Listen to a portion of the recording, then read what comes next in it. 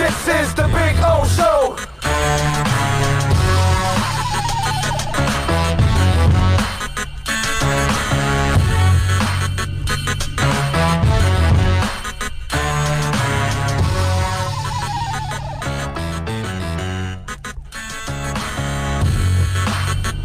This is the Big O Show.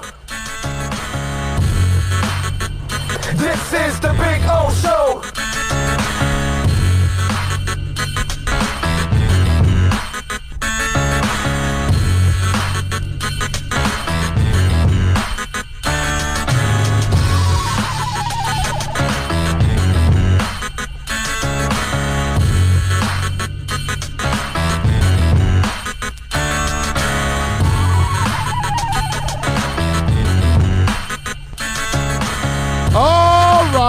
Yes, sir. It is time to rock and roll.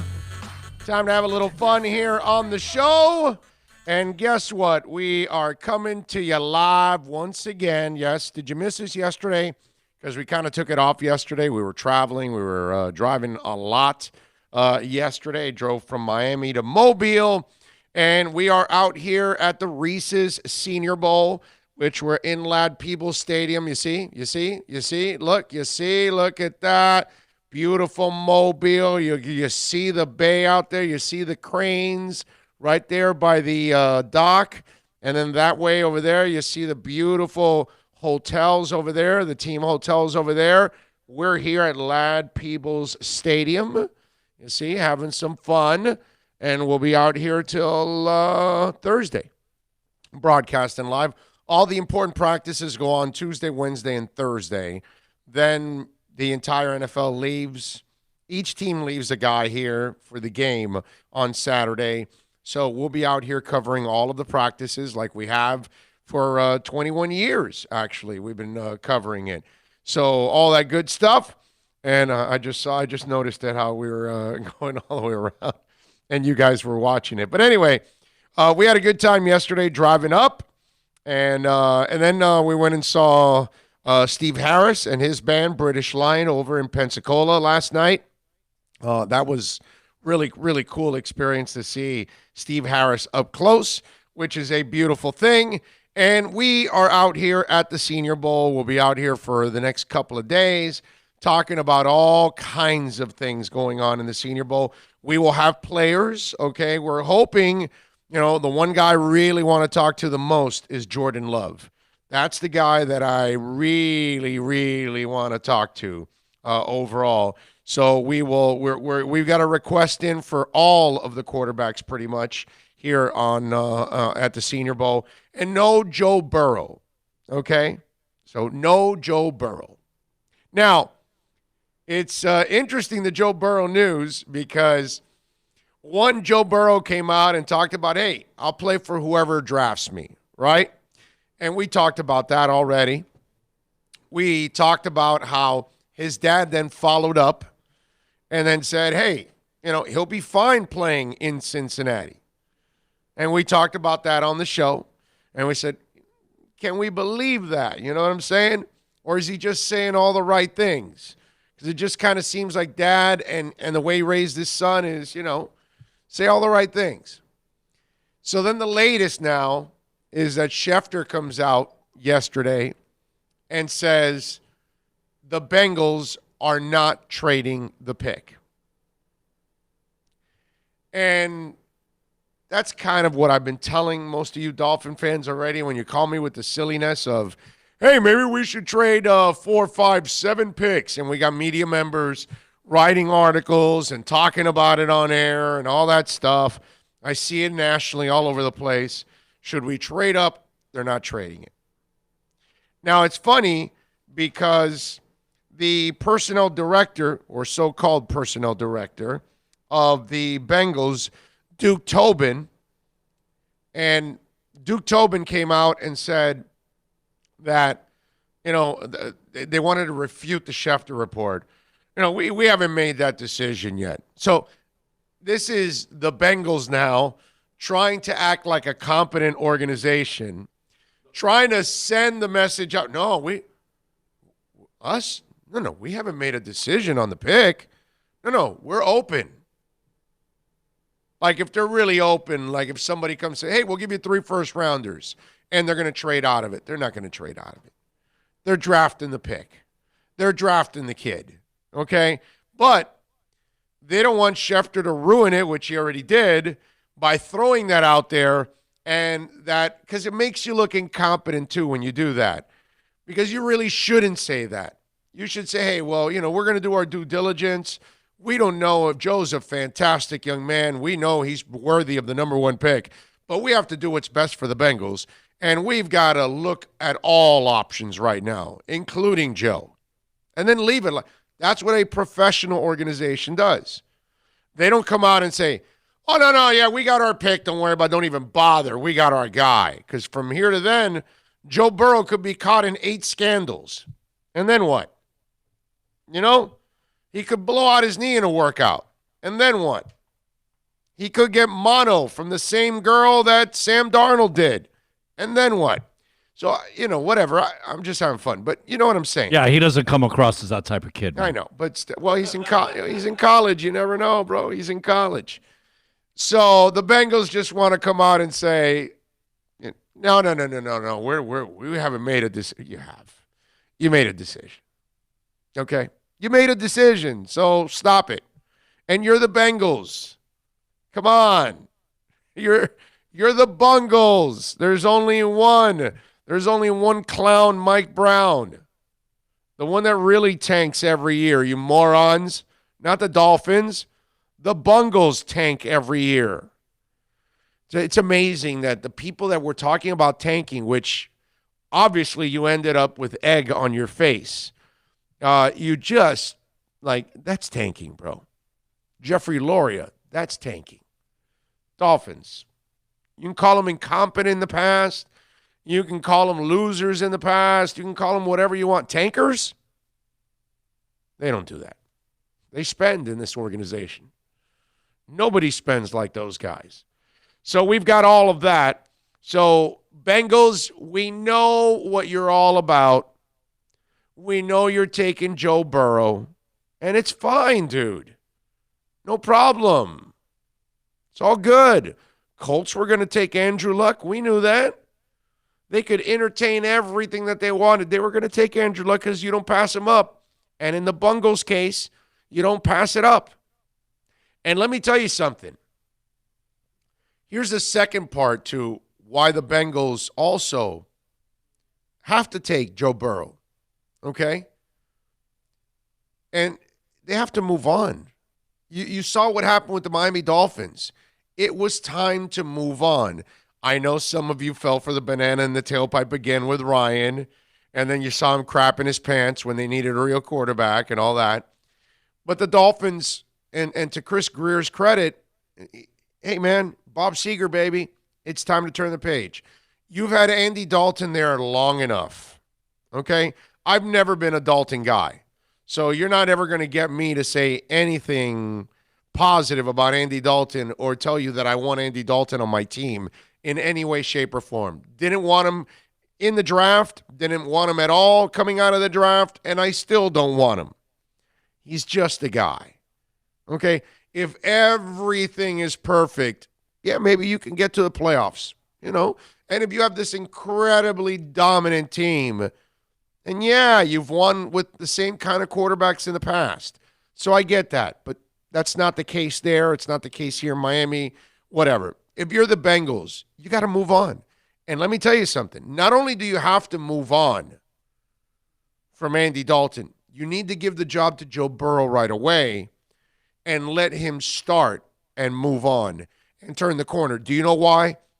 If you draft Joe Burrow and start and keep Andy Dalton for one more year to use him as a bridge, oh my God, it would become a nightmare for Andy Dalton. Because the first bad pass, it's boos all over the stands, and bring on Burrow. Let's go, Joe. All the chants will start, coming out of the stands. And writers will be writing, columnists will be talking, national writers, national pundits, and Now, not that Mike Brown really cares that he's the butt of every other joke out there, okay? Because he's kind of used to being the ass end of the NFL as it is, because that's what he is. But it just creates a terrible environment. And I'm not big on just throwing a rookie in there and through the fire and all that, but in that case, you know what? Go release Andy Dalton and go find a veteran that'll play for a couple of games. You know? That's willing to be the bridge for it. That he knows he's the bridge. But Andy Dalton's a guy that probably still thinks he should start. And you know what? In this league, there aren't 32 good ones. So, yeah, he's a bad starter. Why not? I get it. Somebody might give him a job, you know, whatever, to get by. That makes sense. But that would be my second part of it is, Bengals, I know what you're all about. But 2, Bengals, draft them and turn the page, man. Move on. You've got to start. Even though you're going nowhere, and good for Joe Burrow. I'm glad he did all his winning now because, you know, he's headed to Loserville now from here on out. Good luck, Joe. And for you Dolphin fans, you can stop with the silliness, okay? There's no trade. Nothing's going to happen. Not with the Bengals, at least. Let me tell you about Caneswear, because when you talk about Caneswear, that's the spot where fans like me shop. And you got to go see Brett and all the great people out there at Caneswear. They're going to have, by the way, Jimmy Murphy out there for a signing. That's right. The Hurricanes version of Rudy will be out at Caneswear signing some autographs, taking some pictures with folks. So what are you waiting for? Early February. You got to get on out to Caneswear. Have you been to Caneswear yet? 2511 South University Drive in Davie, February 8th from 4 to 6 p.m. Jimmy Murphy will be out there, meet and greet, autograph signing, all that good stuff at Caneswear, Miami Fanwear. That's the spot where fans like me shop. You can get your jerseys, your hats, your Adidas wear, the classic starter jackets, all kinds of T-shirts, over 100 different types of T-shirts. What are you waiting for, folks? Go see Brett and all the amazing people out there. 2511 South University Drive in Davie. Caneswear at Miami Fanwear. That's the spot where fans like moi shops. Plus tax, tech title. It includes $8.99 dealer fee on approved credit offers and 11/10/19. Over 1,500 Toyotas are on the ground, and truckloads of new 2020 Toyotas just keep on coming. To eliminate all 2019 models, Toyota of Hollywood is holding the ultimate 2019 model year changeover event. Make us an offer, any offer, and you can buy a Toyota at up to 50% less than their original MSRP when new and used. 50% less. A pre-owned 2019 RAV4, not $30,000, $19,775. A pre-owned 2019 Camry LE, not $26,000, $17,775. A pre-owned 2019 Corolla LE, not $22,000, $12,775. Pay up to 50% less at Toyota of Hollywood, the #1 volume Toyota dealer, based on total retail sales of new Toyotas in the Southeast region for 2014 to 2018 per SET, on 441 between Hollywood Boulevard and Sheridan Street. Open till midnight. Thinking about buying or refinancing a home? Act now. Home values are ticking up. Don't put off making a move any longer. Call Michael Kodsey now at Choice Mortgage Bank, 561-441-2730, while mortgage interest rates are still at historical lows. Call now to get pre-approved and buy your dream home. If you're currently paying over $800 a month for rent, call 561-441-2730 now before interest rates go up. Down payments as low as 3.5%. Veterans may qualify for no money down. If you own a home, but you're upside down, Michael Kodsey can help. If you're being denied by your bank or your loan process is taking too long, call 561-441-2730. Act now while fixed rates are still under 3.5%. Offices in Boca and Boynton Beach. Rates and terms subject to change daily without notice. Equal housing lender. NMLS 122081. No one expects to get into a crash, but I expect you to go to accidentlawfirm.com if you do. Make sure when hiring a driver, you go through a rideshare app so that you can be covered by the insurance, which can be up to $1 million, whether you're a passenger or a driver. In other words, don't try to save a few bucks by paying cash instead of going through the app. I'm attorney Bobby Nunez from Nunez Law in Miami, and we're here to help you through the process. Go to accidentlawfirm.com for a free consultation from me, Bobby Nunez. That's accidentlawfirm.com. America's safest and best-selling compact luxury SUV is at Acura of Pembroke Pines, and this is how we do it. RDX, $339 a month at Acura of Pembroke Pines, the #1 volume Acura dealer. Metallica, headlining the Welcome to Rockville Music Festival. 2 different nights, 2 different sets. Go to welcometorocktillefestival.com for all information. Get your tickets on sale right now.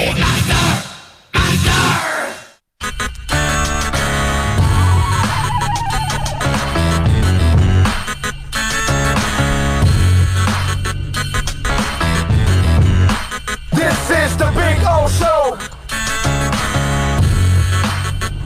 This is the Big O Show. We are back This is the Big O Show. from beautiful Lad Peebles Stadium. It's the Reese's Senior Bowl. We'll be out here all week long. The first practice starts at 1 o'clock, which is 2 o'clock your time, obviously. We're going to get Andy Behrens on now. Normally, we do our fantasy basketball segment on Mondays, but yesterday we were driving up here to Mobile. So, we drove from Miami to Mobile, and it was a good drive, actually. It was a really, really good drive. I got to tell you something about our drive to Mobile that was pretty awesome, and I got to share it with you guys. I'll do that after Andy Behrens' segment, which we do a little fantasy basketball every week here on the show, like I said, normally on Mondays, but yesterday we were driving from Miami to Mobile, so today we are settled in for the week. We'll be driving back on Friday, actually. So Andy Behrens. We finally have Mr. Behrens missing 2 weeks. He's on. Yes, sir. From man. Yahoo Fantasy, baby. So you can follow him on Twitter at Andy Behrens. You can catch his fantastic work there. And, of course, get the edge on your competition in a little fantasy basketball. Andy, good afternoon, my friend, or good morning, actually. Good morning in my case, good afternoon in yours. Good day, sir. Yes, man, having a good time at the doing a little draft prep. Are you? Yes. Last week East West, and this week Senior. We've been doing it for 21 years, so I've been doing this craziness every year to kind of get our draft prep going and talk to the NFL. If you need my measurements, I believe I'm 6'3", 175. Hand size is just shy of 10 inches. I think I'm a pretty solid prospect. Yes. I think so. I think we got to get you out here running some routes, bro. See if you can help out an NFL team out there. Speaking of helping, my man, Bill and I are contemplating, because it's just $30 to get in, but we're thinking of maybe driving an hour and 45 minutes and going over to New Orleans to see Zion Williamson and his debut tomorrow in New Orleans. What do you think? Should we make the drive for the debut? Oh, hell yeah. This is one of the most exciting moments of the NBA season to this point, right? We've barely seen Zion. You'd probably be spending a little bit over $1 a minute because we only expect him to play 20 minutes or so in his debut.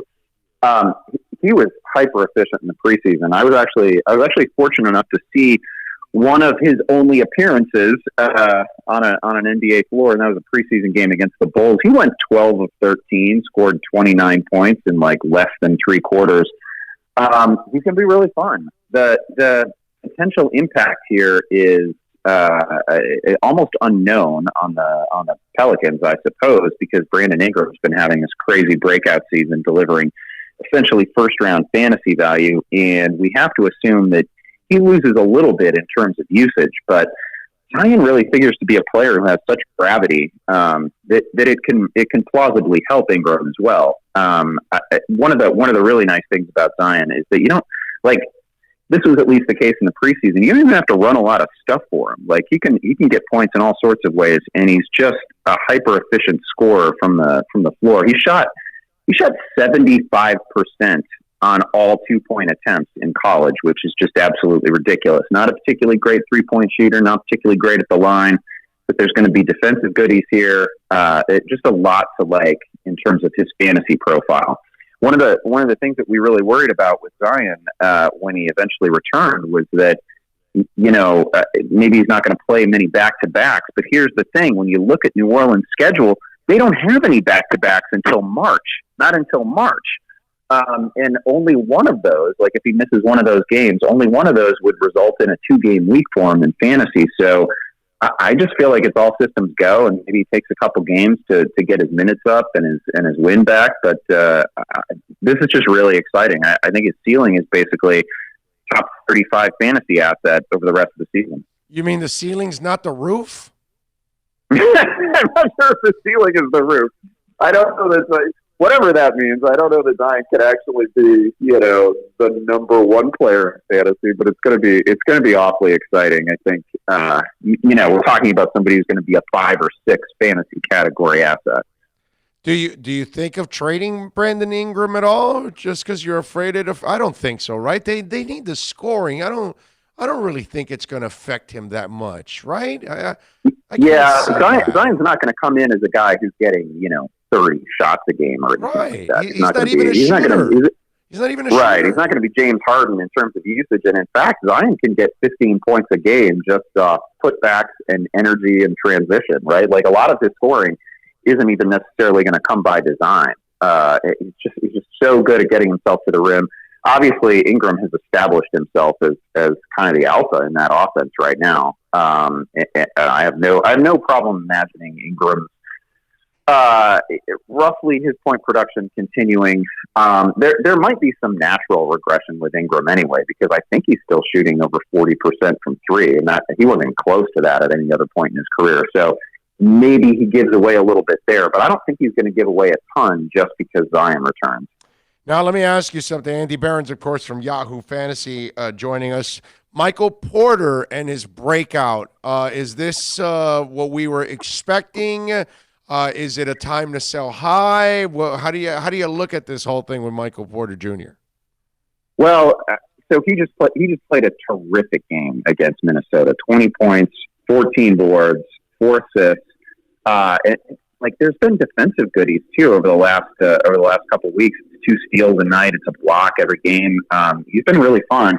Some of this, of course, is because you look at all the shots that aren't available to Denver right now, right? Like Paul Millsap is out, and Gary Harris is out, and Jamal Murray is out indefinitely. So playing time has not been a concern at all for Porter Jr. But he's really made the most of it. I mean, this is double-digit scoring in 5 straight games. Really good rebounder, very good shooter. Looks like an absolute building block for that team. And Mike Malone has come out and said that Porter Jr. is going to continue to be a part of the rotation moving forward through the end of the season. That was the concern early in the year. There were some DNPs in there. This kid's really good, and he's the obvious replacement long term for Paul Millsap. We can assume that's going to happen if he just settles in at 20 to 25 minutes a game. I think he's a guy who's got to be owned in every fantasy league, and he's still available in about 40% of Yahoo leagues. Wow, that's crazy. He would be available by this time. I mean, he was taken in our league from the draft. I mean, that somebody took a flyer on him and stashed him from the get-go, and it's really paid off in a big-time way. All right, so Derrick Rose, what's the latest on the trade rumors? Man, I'm such a Derrick Rose apologist and always will be. Absolutely love him. We saw some rumors this week via Yahoo Sports, actually, that the Lakers and the Sixers have been involved in preliminary talks with Rose. I think Reggie Jackson actually comes back relatively soon. Now we can probably expect him to get injured again. But that would be a ding to Rose's value if he stays in Detroit. I just think he'd be a wonderful fit in Philly. That's kind of what you're rooting for. Like, it seems more likely than not that Derrick would get dealt. And if that happens, like, Philadelphia is just such a natural landing spot. I don't quite get the interest from the Lakers. I mean, the Lakers should be interested in adding talent, but it's not like, Rose has made strides as a shooter, but his greatest skill is obviously still penetration of the basket. And that's not like you're going to have LeBron James handle the ball 100% of the time when he's on the floor, right, and initiate offense. Derrick Rose isn't like a floor spacer. He's not somebody who's just going to hang out around the arc. And, it's just not the highest and best use of D Rose. So I find the Lakers fit to be a little bit strange. I wouldn't be surprised about the Clippers having interest in it, but really, like, if he moves to the Sixers, that's just such a natural, perfect fit. He's got rim protectors behind him. He can initiate some offense if they get into difficult situations in the postseason where maybe you don't want the ball in Ben Simmons' hands the whole time. Like, Derek is just a great fit on that team. That's kind of what just as a D Rose fan, that's kind of what I'm rooting for. And that is also the place where I would expect him to lose almost no value in terms of fantasy. And who gains the most from him parting from there? Yeah, again, we think Reggie Jackson is going to be able to come back pretty soon. He would be an obvious winner. There's going to be more shots all around for guys like Kennard, for Tony Snell. So they could gain a little bit, but we have to figure that the Pistons are going to make, like, if they're dealing Rose, they're dealing other players as well. They're gonna cash all the chips, and we'll have to see what's left on the roster after Rose is gone. But finally, Jackson returns, that's going to be a win for him. So finally, Christian Wood will pay off for me since I stashed him. Oh gosh, that's just killing me. That's just going to be the agonizing story of the year, right? Like. He's so good on a per-minute basis, and it's already, like, that's already proven. We've seen it in prior years. Once Drummond goes, and we assume that Drummond is going to have to get dealt, once that happens, there's just going to be no reason not to throw Wood out on the floor for 30 minutes a game. No, I'm with you. You got to sport Wood. I mean, come on. All right, let's go with the top fantasy pickups this week. Give us a couple guys out there you think we should be looking at. Yeah, in a shallow league, I'm a little bit surprised to see Jarrett Culver still so widely available. Not yet 50% owned. He's just been an all-category guy, and the shooting percentages have looked a lot better for Culver of late. You mentioned Christian Wood. I still like him as a stash, even though he's hardly helping. Damian Lee has got his contract situation sort of settled in Golden State. Looks like he's going to have minutes until Steph Curry comes back. And according to all reports, Curry is going to come back in March, so that's going to be a ding for Lee. But the guy that I like probably more than anyone hanging out there right now is Monty Morris in Denver. We mentioned the injury situation for them. Gary Harris out, Millsap out, Jamal Murray out indefinitely with a nasty ankle sprain. That's going to mean a ton of burn for Morris. Game yet since the Murray injury, but you just look at his per 36 numbers, they're so good. 14 points per game per 36, almost 7 assists a game, over a steal per game. He's shooting incredible percentages from not just this year but last year as well from the 3-point line. He can basically be a 40% shooter from the 3-point line. You love to see that. Just a really efficient player. Going to be plenty of assists there, plenty of usage for however long Murray is out. Follow him on Twitter at Andy Behrens. More importantly, you want an edge on your competition, go to Yahoo Fantasy, and you will get that, my friend. As always, Andy, appreciate it, my brother. Thank you for taking some time. Sport the wood and get the big win.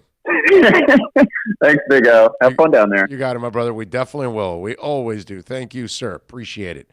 I know Bill's already having fun. He already took him to Winchell's yesterday, so Winchell's. Once you get Winchell's, once you go to Winchell's, that's like a staple in this place. I need to clarify for the record that last week was actually on us being at the East West Shrine. It wasn't on Andy that we didn't do the basketball fantasy. I just want to clarify that. Yeah, no. We're honest like that. It was on us. No, the travels have kind of screwed us up a lot. I told them we're doing we're like circle jerks right now, man. Yeah, we got to find out what the schedule is before we can make our schedule. Yeah, we're adjusting around our schedule because we're going to do a couple of hours here today, and then practices will start. I will try to bring some guys up here to do some interviews, any of the media members that I can get up here, and get some of that. Also, the folks at the Senior Bowl are going to work hard to get us some interviews. So we'll get some guys on the phone to do the interviews with us. We felt like this might be the best of both worlds because This allows me and Bill to not miss a second of practice, right? Everybody in the NFL is here every day, so I might be able to, steal some people to come up here. So you got to be close to your YouTube. I mean, we podcast it all, so you don't have to worry about it and things like that. But we'll do our best, and then as practice is going on, we'll tell you what's going on in practice. If I see something that I like in practice, we'll talk about it and all that good stuff. I got to get me some binocs. I'm going to need the binocs maybe for the next thing that we do. Is that TV up there supposed to be convenient for a broadcast? Anyway, so we'll be out here for the week and having some fun at Lad Peebles. And we thank, of course, Vic Knight, who does an excellent job of running the stadium and helping us out here and accommodating us out here at Lad Peebles, which I like, which is a beautiful thing. I like it. And remember, you can chime in anytime on the YouTube chat board. If you want to get in there, you can chime in. Remember to give us a thumbs up on the broadcast. As always, while you're watching, let me see what we got here on the YouTube chat board. What do we have? Because we got a bunch here. Man of 1,005 hold says, "Good morning, Big O. Time for those Tannehill elitists to eat crow." Yeah, that was the funny part, is that I've got people thinking that I'm taking shots at Tannehill, and I'm not. I know who Tannehill is. I'm laughing more at you guys out there that kept falling for the banana in the tailpipe. That's all it was. Eventually, they were going to need a quarterback, and that's when he checks out. He can't be that guy. He'll never be that guy. But, I mean, if you want to have a guy that you got to build the perfect scenario out there for him to be successful, then, again, go ahead. I'll try to find a guy that I know when there's chaos and things break down, he might be able to make a play and he's got a shot. He gives us a chance. Not a guy that gives you no chance whatsoever when there's chaos. Everything's great when you got a 200-yard rusher. Good morning to the best sports talk show in South Florida from Denver, Colorado. That's Emilio Nunez. Thank you, sir. George also says, hey, good day, gents. Thank you. User Tom 6060 says, what up, Big O? Eric Hefner says, I know you're big into scouting draft prospects. What are your thoughts on De'Aaron King? I will give you my thoughts on all of that coming up on De'Aaron King. We will talk about that. Go Gators says hello to everybody. Hefner says he was rated number 2 QB by PFF in 2018, only behind Kyler Murray. NorCal says, good morning, Big O Show and listeners. Wake and bake. Locked into the show. Subscribe now. Fins for life. Thank you, sir. Mace, or as we say, Ty in the Bronx, says, good afternoon, Big O Show. I don't know about being the greatest, but you're too kind. I appreciate that. Very nice. Let's see. What else do we have here? Anything? O'Shea says, let's go, Big O. Fins up. Ian from Brooklyn hits the like and says, good afternoon, everybody. So there you go. We got plenty chiming in, as always. You could chime in there yourself on the YouTube chat board. Hey, remember, we're giving away a couple of pairs of passes to Rockville. Okay? And as you can see during the breaks, Bill loves to play the commercial. Okay? Go ahead, Bill. Metallica, headlining the Welcome to Rockville Music Festival. 2 different nights, 2 different sets. Go to welcometorocktillefestival.com for all information. Get your tickets on sale right now. Another week of this, and I'm going to be ready for Metallica like right now. No waiting till May. Let's get it done. Get them in here. Let's go. You got no choice, dude. You got to wait till May. Anyway, so my man Bill is obviously dying to go. Who isn't? I mean, if you like Metallica, if you like Leonard Skinner, I mean, if you like just great music overall, there's going to be a lot of great music, Disturbed, all kinds of stuff there at Rockville. You can get your tickets, like the promo says. Now you've also got a shot at winning a pair of passes on this show. All you got to do is send us a text on the accidentlawfirm.com text line, 786-322-1105. 1105. That's 786-322-1105 on the accidentlawfirm.com text line. Full name, email, and cell number. Okay, so we can contact you. You know, if you won. And it's May 8, 9, and 10. We are going to give it away April 8th. So it'll be a month ahead of time. You'll have plenty of time to get a hotel, an Airbnb, whatever the hell you want to do. Go rent a Winnebago, however you want to rock. That's really thoughtful of you, man, taking them into consideration so that they can make arrangements to get there. Because you have to see this. The fact that they're doing 2 different sets, you're going to see 50 to 60 different Metallica songs. No, but that right there alone. Forget about everything else. The whole concert is just... Yeah, but I'm just saying, that alone is worth it. It's worth it. Let alone all the other great bands, man. Yeah. It's amazing. Yeah. Deftones is going to be there. It's going to be Chino and the boys. And we will be broadcasting from there.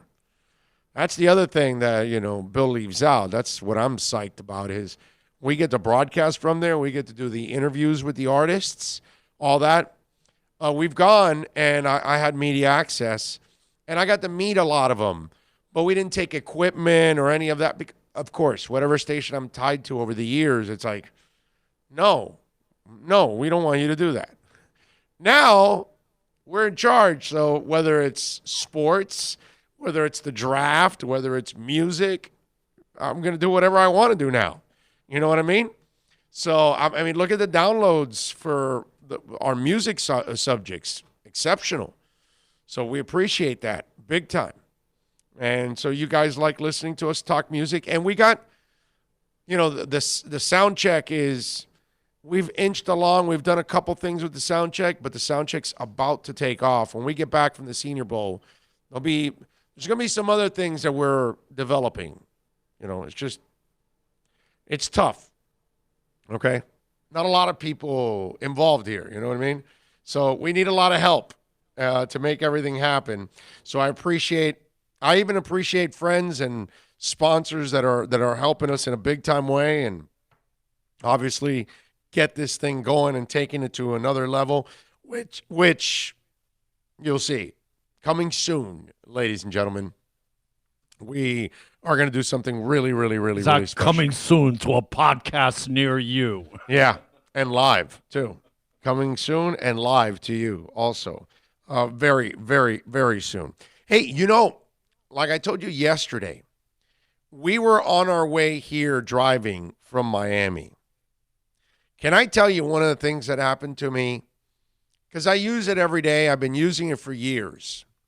Since Larry Wall showed me, I think it was 4 or 5 years ago, he showed me Waze, the app.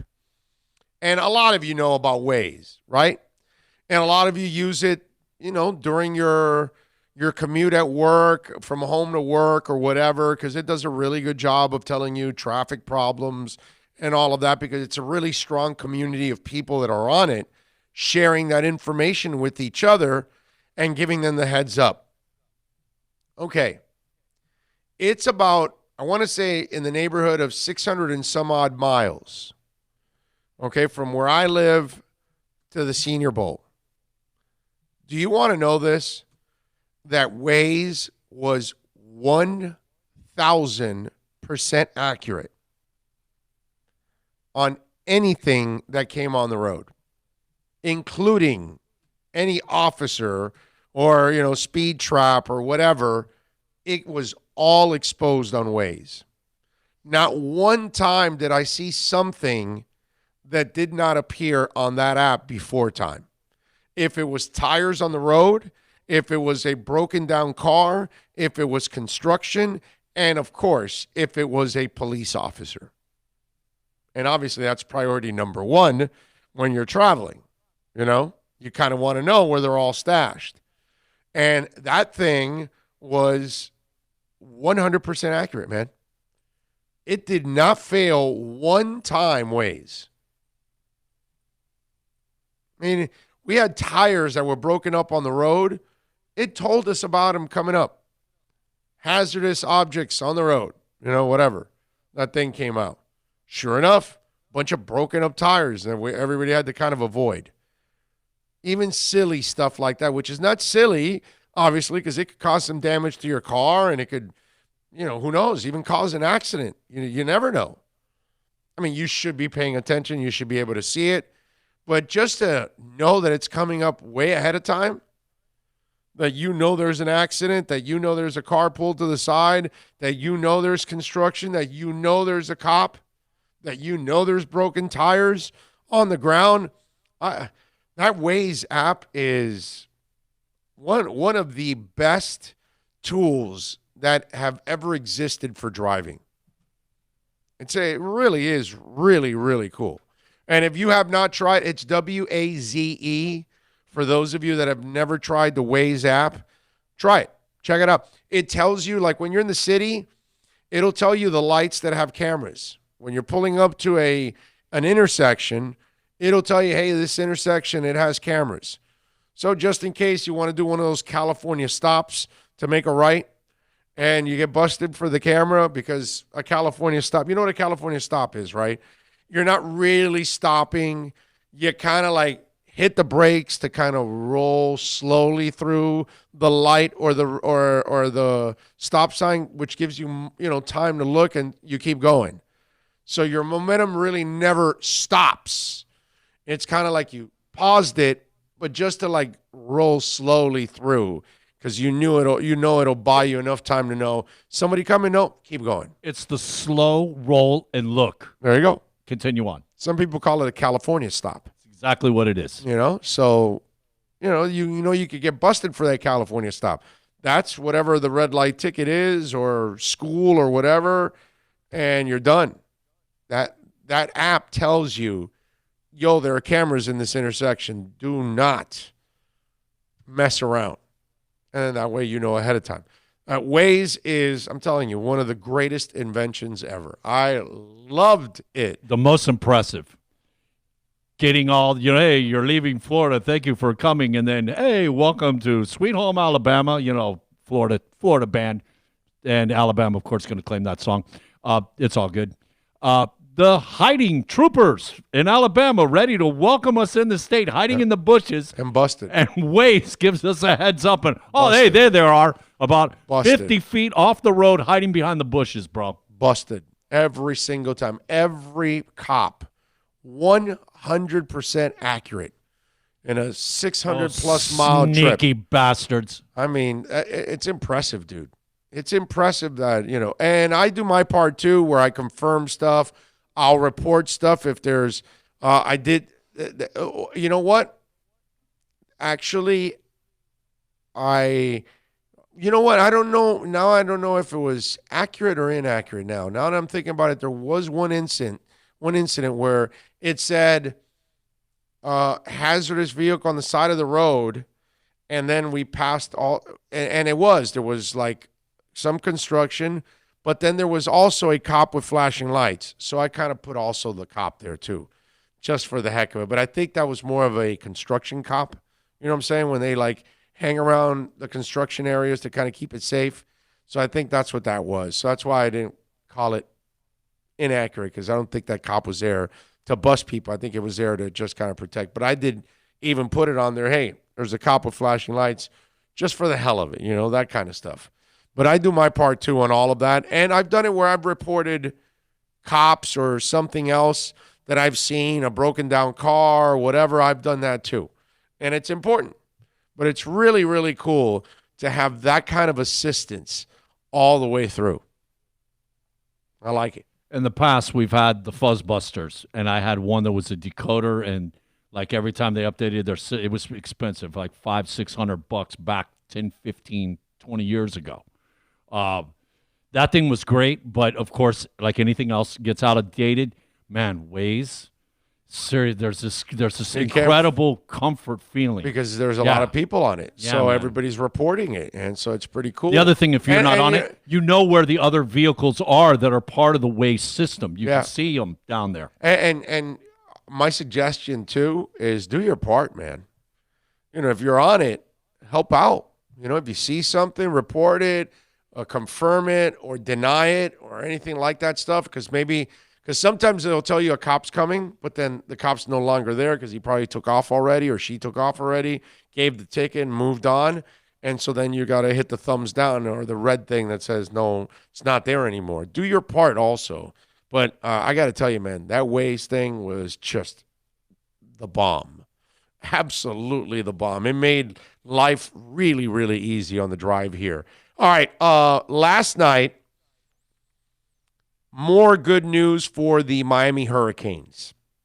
And you know what? This is one where we need to get a little pumped up about with this. But we got to pump our brakes, too, at the same time. And let's do this. Let's take a quick break. When we come back on the other side, I'll tell you about the University of Miami and their moves and why we can be kind of excited. You know what I mean? Before you get really excited, let me remind you why you should be only kind of excited. Okay? So you get to pull a simmy?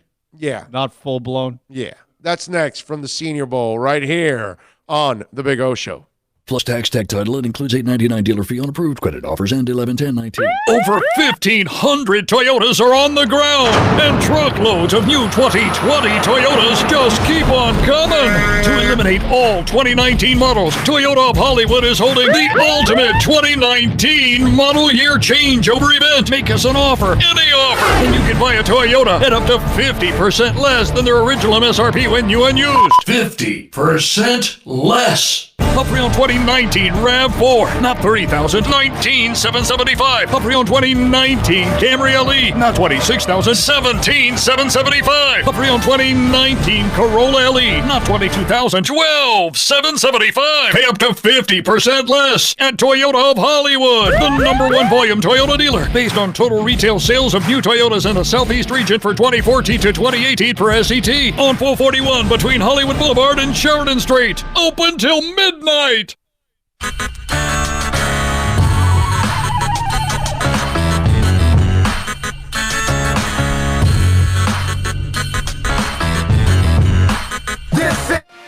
Thinking about buying or refinancing a home? Act now. Home values are ticking up. Don't put off making a move any longer. Call Michael Kodsey now at Choice Mortgage Bank, 561-441-2730, while mortgage interest rates are still at historical lows. Call now to get pre-approved and buy your dream home. If you're currently paying over $800 a month for rent, call 561-441-2730 now before interest rates go up. Down payments as low as 3.5%. Veterans may qualify for no money down. If you own a home, but you're upside down, Michael Kodsey can help. If you're being denied by your bank or your loan process is taking too long, call 561-441-2730. Act now while fixed rates are still under 3.5%. Offices in Boca and Boynton Beach. Rates and terms subject to change daily without notice. Equal housing lender. NMLS 122081. No one expects to get into a crash, but I expect you to go to accidentlawfirm.com if you do. Make sure when hiring a driver, you go through a rideshare app so that you can be covered by the insurance, which can be up to $1 million whether you're a passenger or a driver. In other words, don't try to save a few bucks by paying cash instead of going through the app. I'm attorney Bobby Nunez from Nunez Law in Miami, and we're here to help you through the process. Go to accidentlawfirm.com for a free consultation from me, Bobby Nunez. That's accidentlawfirm.com. America's safest and best-selling compact luxury SUV is at Acura of Pembroke Pines, and this is how we do it. RDX, $339 a month at Acura of Pembroke Pines, the #1 volume Acura dealer. The world's biggest band is coming twice. Metallica. Headlining the Welcome to Rockville Music Festival. 2 different nights, 2 different sets. The weekend of May 8th through the 10th. Go to welcometorockvillefestival.com for all information. Get your tickets on sale right now. The one, the only Metallica. Go to welcometorockvillefestival.com.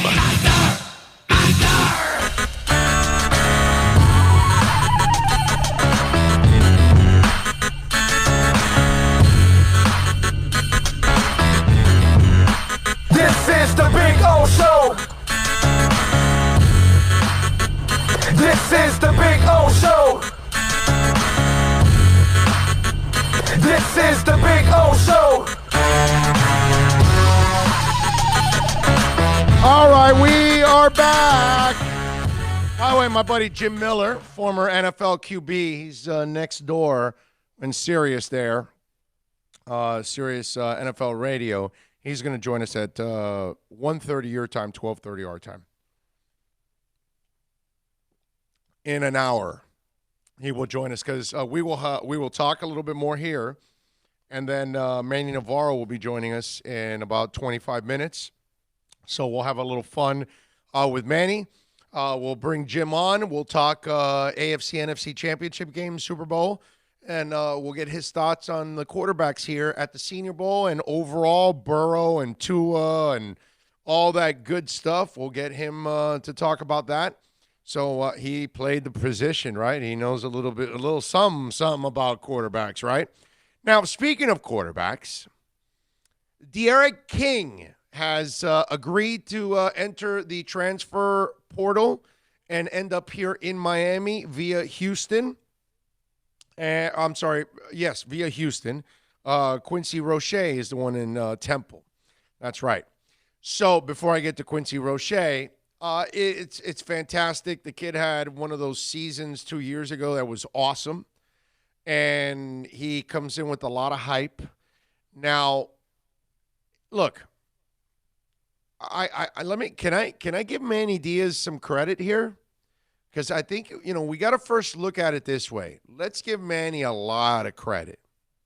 Okay? He wasn't happy with his offense overall. He made the changes. If you're not happy with that coach, you make the changes. And he got a guy in Lashley that is, considered an up-and-coming star when it comes to offensive minds and running this kind of an offense that you need in today's college football, which is cool, man. I think it's fantastic that you're able to do that, to be honest with you. I think it's awesome. Now, that he deserves credit for that. And I know, they don't have a quarterback. We don't buy any of the guys. The N'Kosi Perry hype, he never lived up to it. He's not the guy, and I'm sorry. Can I go with the whole thing? If you're not accurate, you're not ever going to be accurate. He's just not going to be accurate. It's not the guy. Jaron, not the guy either, right? None of them. So you get D'Eriq King now, which is fantastic. You get Lashley, which is fantastic. Dude, you didn't have a kicker. I mean, I saw where Bubba Baxter is entering the transfer portal. Is he transferring to another country? So they get the kicker from FIU, who's superior to Bubba. And you make that move, right? Now you get the Quincy Roche kid who had 13 sacks last year, and Rousseau had 15 and a half. So now you've got two monsters, supposedly. That will help out your defense. On paper, okay? And that's where I got to tell you, we got to get excited to a certain extent, and then we have to kind of say, you got to take a step back. And, look, I think most of us want Manny to succeed because most of us wanted Manny. And Manny sucked last year. I mean, it was a disaster. It was embarrassing. And if Manny shows anything like that again this year, fire his ass as soon as possible. Okay? I'm the first guy to tell you that because you have to be objective about this. Now, I want Manny to succeed. And I got to give him a lot of love here that he's doing his best to fix the issues. Okay? Will it work? I don't know. It sounds great on paper, right? Lashley knows this stuff about offense, knows how to run today's offense and the spread, and knows how to generate points and yards and all that good stuff that we all know about, right? Knows how to develop quarterbacks too. Now you get a quarterback that had an incredible season 2 years ago. You add a kicker to fix a problem that would have won you a couple extra games, just the kicker alone. Now, you need to show that Lashley's competent, that D'Eriq King can play well under you. Okay, there can't be any excuses. He had 50 touchdowns for Houston. So somehow or another, he was an effective passer and runner at the college level. Make sure he's that now. I don't want any excuses. And Roche had 13 sacks, opposite of a guy that has 15 and a half. Roche should be even better now. Okay? Because the guy that's opposite of him is better than him. And you may double that. Well, you can't double both. The kicker, Bill's better than Bubba Baxter. I'm sorry for insulting you. No, it's actually true. Back in the day, playing, it's just easy. You blindfolded. Yeah, I used to take all the footballs at the end of practice, sit there and drop kick from 20, then go to 25, 30, 35. Practice. There you go. I told you he was better. They should have signed Bill. Bill, I don't know about all that. Why don't you enter the transfer portal? Anyway, so I got to give Manny a lot of love that he didn't dance around the problems. He didn't make excuses for the problems. He corrected them. And that's all we can ask for. Now you've got to get the results. That's why I got to kind of pump the brakes a little bit, right? Because Manny kind of made us all look like a bunch of idiots. I mean, let's be honest, right? We were all convinced, like, man, this guy's been a hell of a defensive coordinator. He's up and coming. He's ready to take the next step, and he wasn't. Now, maybe he was, and maybe things didn't go well for him, but he attacks the problem and he addresses it. Now let's see what the end result is. Will his teams be better prepared? Will they play better offense? Will they get more consistency from the quarterback position, from the kicking position? We'll find out. How much more dominant will the D-line be now that you added this guy? All of this, time will determine it all. I'm not going to get all hyped like I was about the Canes because they broke my heart this year. I mean, it was crushing to see how poorly prepared and coached they were. You have to admit that, right? Even if you want Manny to win, I want Manny to win. I want Manny to succeed. I don't want Manny fired. I get it for those of you out there that wanted him fired. I understand. He was terrible this year. But like I told you guys, I'm not big on firing a guy after a year. I want to give him that second chance. Well, so far, you have to say that Manny Diaz has handled the offseason the right way. Now, the transfer portal was not the panacea to Miami's problems last year. So who's to say that that's going to happen this year? Don't know. But time's going to tell. At least I am extremely happy that Manny Diaz is making what looks like are the proper changes. I'm not smart enough to exactly know that those are the changes you need. Like, those are the right people, in other words. I know the changes had to be made, but time is the only thing that's going to answer whether Roche will make a seamless transition and have another great year, whether De'Aaron King will come in and be the guy you saw 2 years ago for Houston. And Lashley, is he what everybody was billed? You know what I'm saying? It's like Bobrovsky. He was billed as, okay, we got the guy. Well, he hasn't played like it yet. So the prediction is great. The anticipation, the enthusiasm is fantastic. The expectations are dangerous. Because if they don't live up to it, then we end up with, broken hearts. And it's whether it's the University of Miami or whether it's the Florida Panthers. You know what I mean? And I know they won yesterday and they're winning as of late and all that, and it's nice. But, they have, come up short again this year. Let's see if they can correct it. We'll find out. But I like what the University of Miami is doing. I have to give Manny a lot of love for addressing all of this. You deserve that credit. 786-322-1105. If you want to get in on the program, that's 322-1105 if you want to get in on the show. The other way to reach out to us is on the accidentlawfirm.com text line, 786-322-1105. That's 786-322-1105 if you want to get in on the accidentlawfirm.com text line.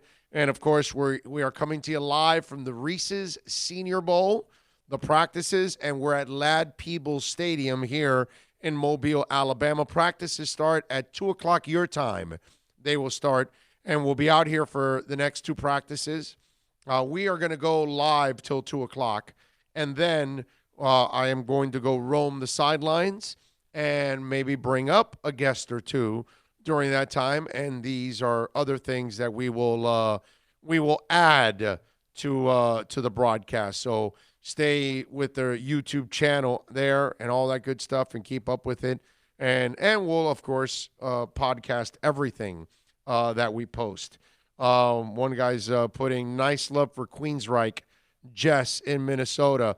Hey, listen, man, I enjoy this version of Queensryche. I think Todd LaTorre does an excellent job. Let's see. Hey, are you guys no YouTube? No, we got. I guess he was chiming in from Monday. No, Monday we didn't do anything. Okay, we were just traveling on Monday. Big O, you are my drug of choice while listening to sports talk. You tell it like it is. When it's Arbata Canes, keep up with the great work. John from Stewart. And there you go. Thank you very much, John from Stewart. We appreciate that on the accidentlawfirm.com text line.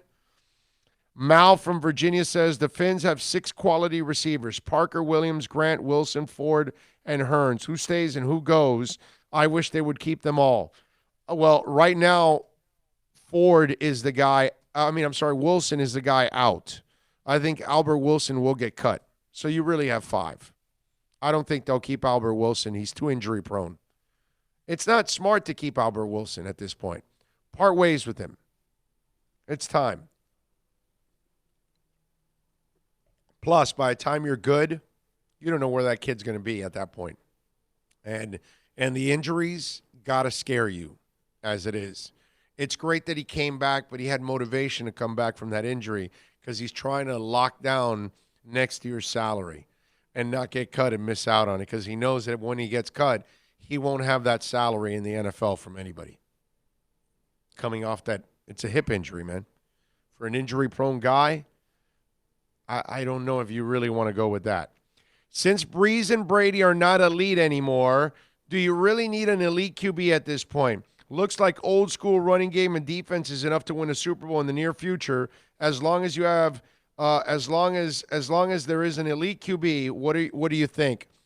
Well, let me explain something to you. It's almost like you've got to kind of run into that situation. You know, you could draft player after player after player, but how do you know that you end up having that dominant defense until they finally put it all together? How do you know that you end up with that dominant offensive line and that explosive running game? Not a running game, but an explosive running game, a dominant one. That's just something that kind of seems to happen. It's not something that like, hey, we're drafting this, and we're going to develop a dominant running game and a dominant, line and all of that.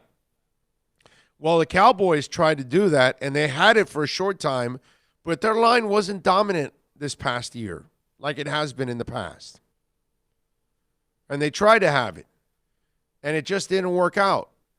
And you have a quarterback that's a decent quarterback, because Dak is not a great quarterback, yet your defense was supposedly pretty good too. Well, it didn't work out for Dallas.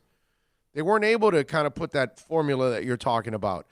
It almost seems like it's not something that you really plan for unless you're the Baltimore Ravens. They planned to do the way they did it. Quarterback, limitations, throw a couple of routes, not go crazy with the arm, but the running game, his legs and Ingram's legs will carry us along with a dominant D. Well, it didn't work out.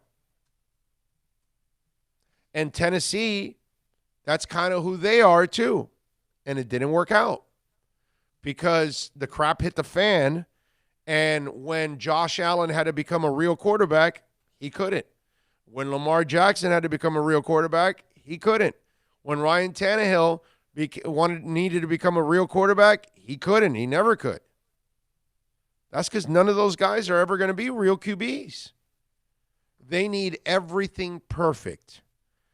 And you're asking a team to go with the mindset of building the perfect offensive line with the perfect running game and the perfect defense. Man, that's hard.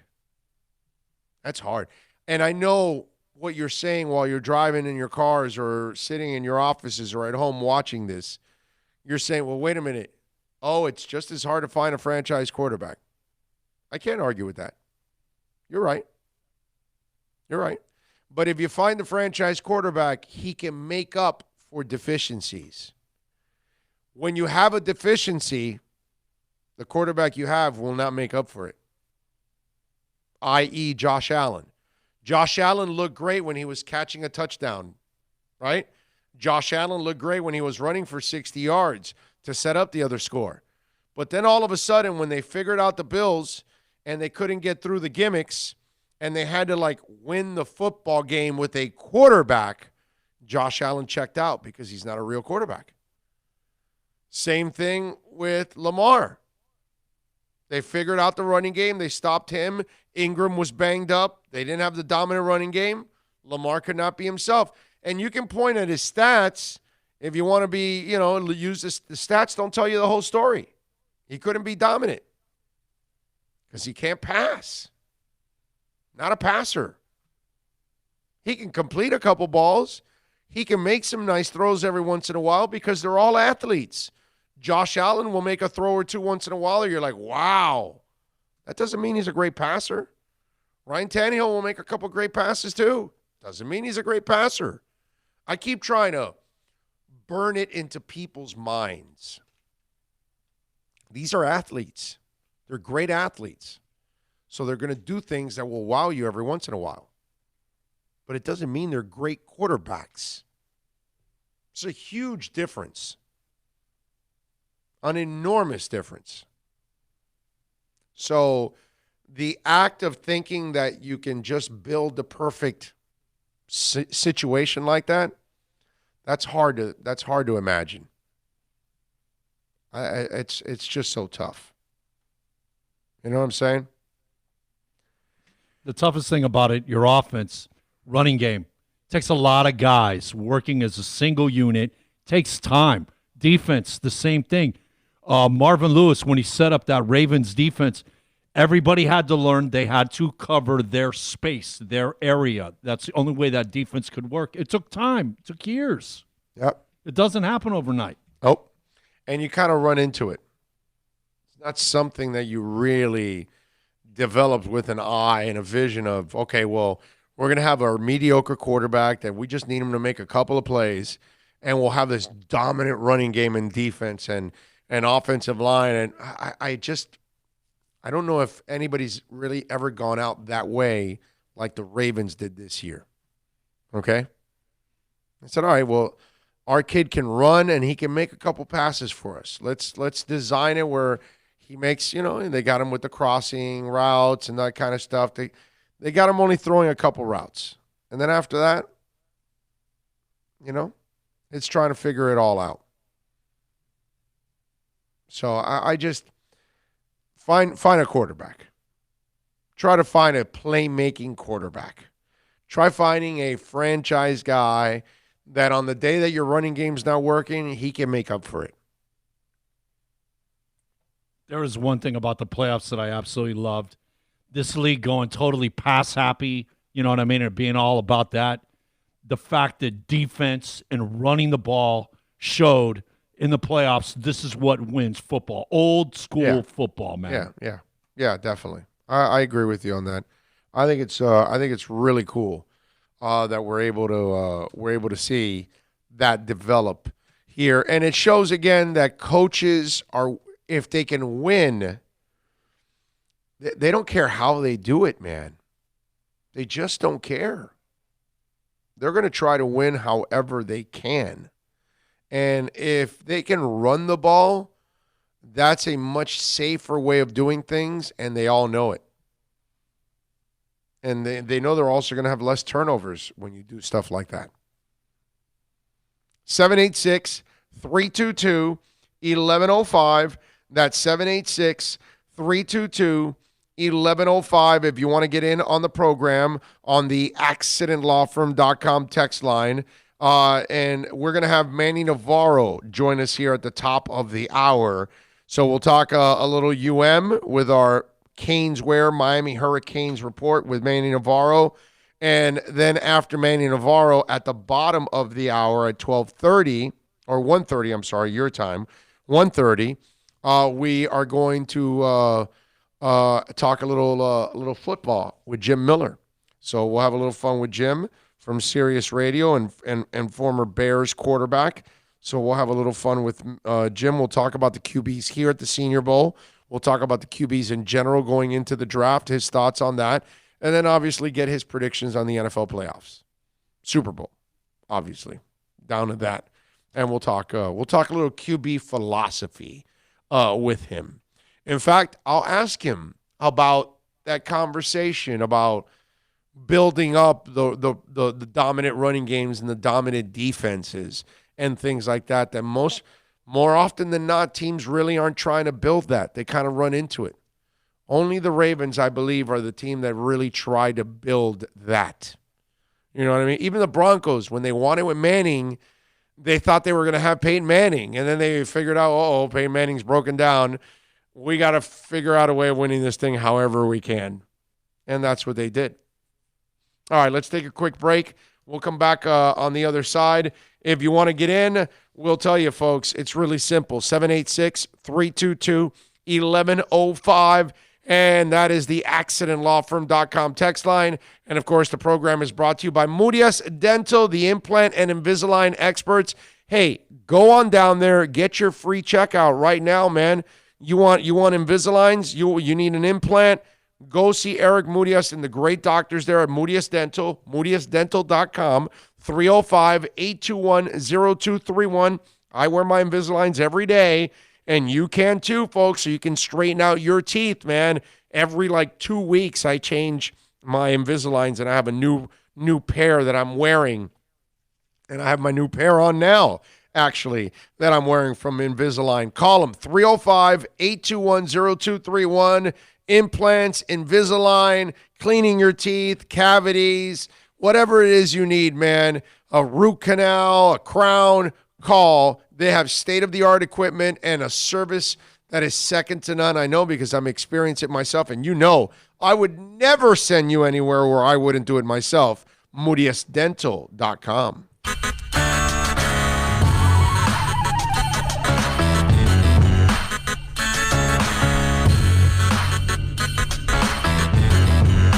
This is the Big O Show. This is the Big O Show.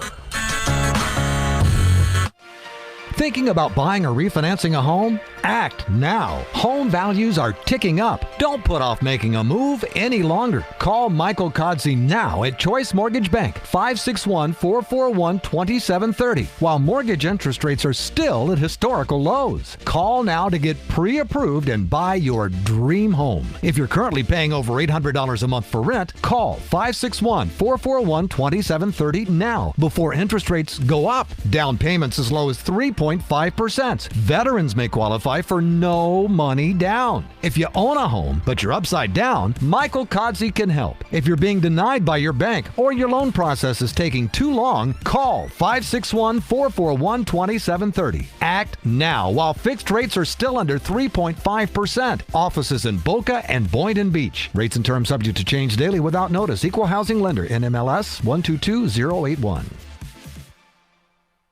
No one expects to get into a crash, but I expect you to go to accidentlawfirm.com if you do. Make sure when hiring a driver, you go through a rideshare app so that you can be covered by the insurance, which can be up to $1 million whether you're a passenger or a driver. In other words, don't try to save a few bucks by paying cash instead of going through the app. I'm attorney Bobby Nunez from Nunez Law in Miami, and we're here to help you through the process. Go to accidentlawfirm.com for a free consultation from me, Bobby Nunez. That's accidentlawfirm.com.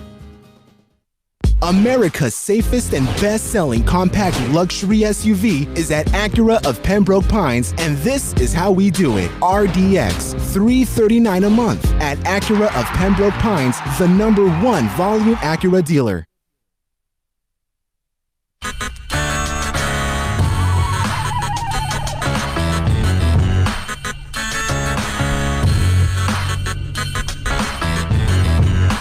This is the Big O Show. This is the Big O Show. This is the Big O Show.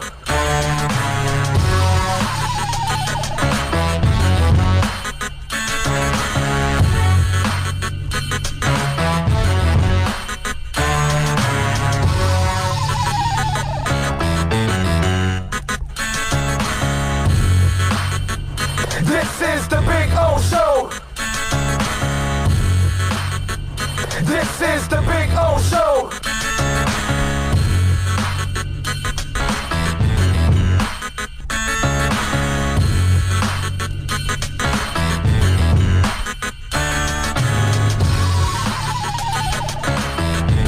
All righty, welcome back.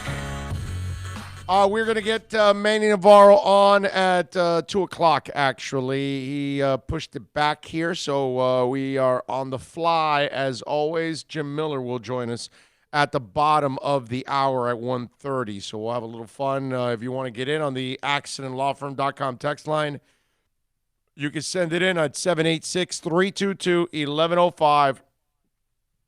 That's 786-322-1105 if you want to get in on the accidentlawfirm.com text line. You can also reach out to us on Twitter. That's at Big O Show, as always. Reach out to us there, as always, on Twitter. So Manny will join us at 2 o'clock. We will have Jim Miller at 1:30. So we will do a little more talk here for the next half hour and get into a couple of things. Congratulations to the Heat last night. They, in overtime, win 118-113 against the Kings.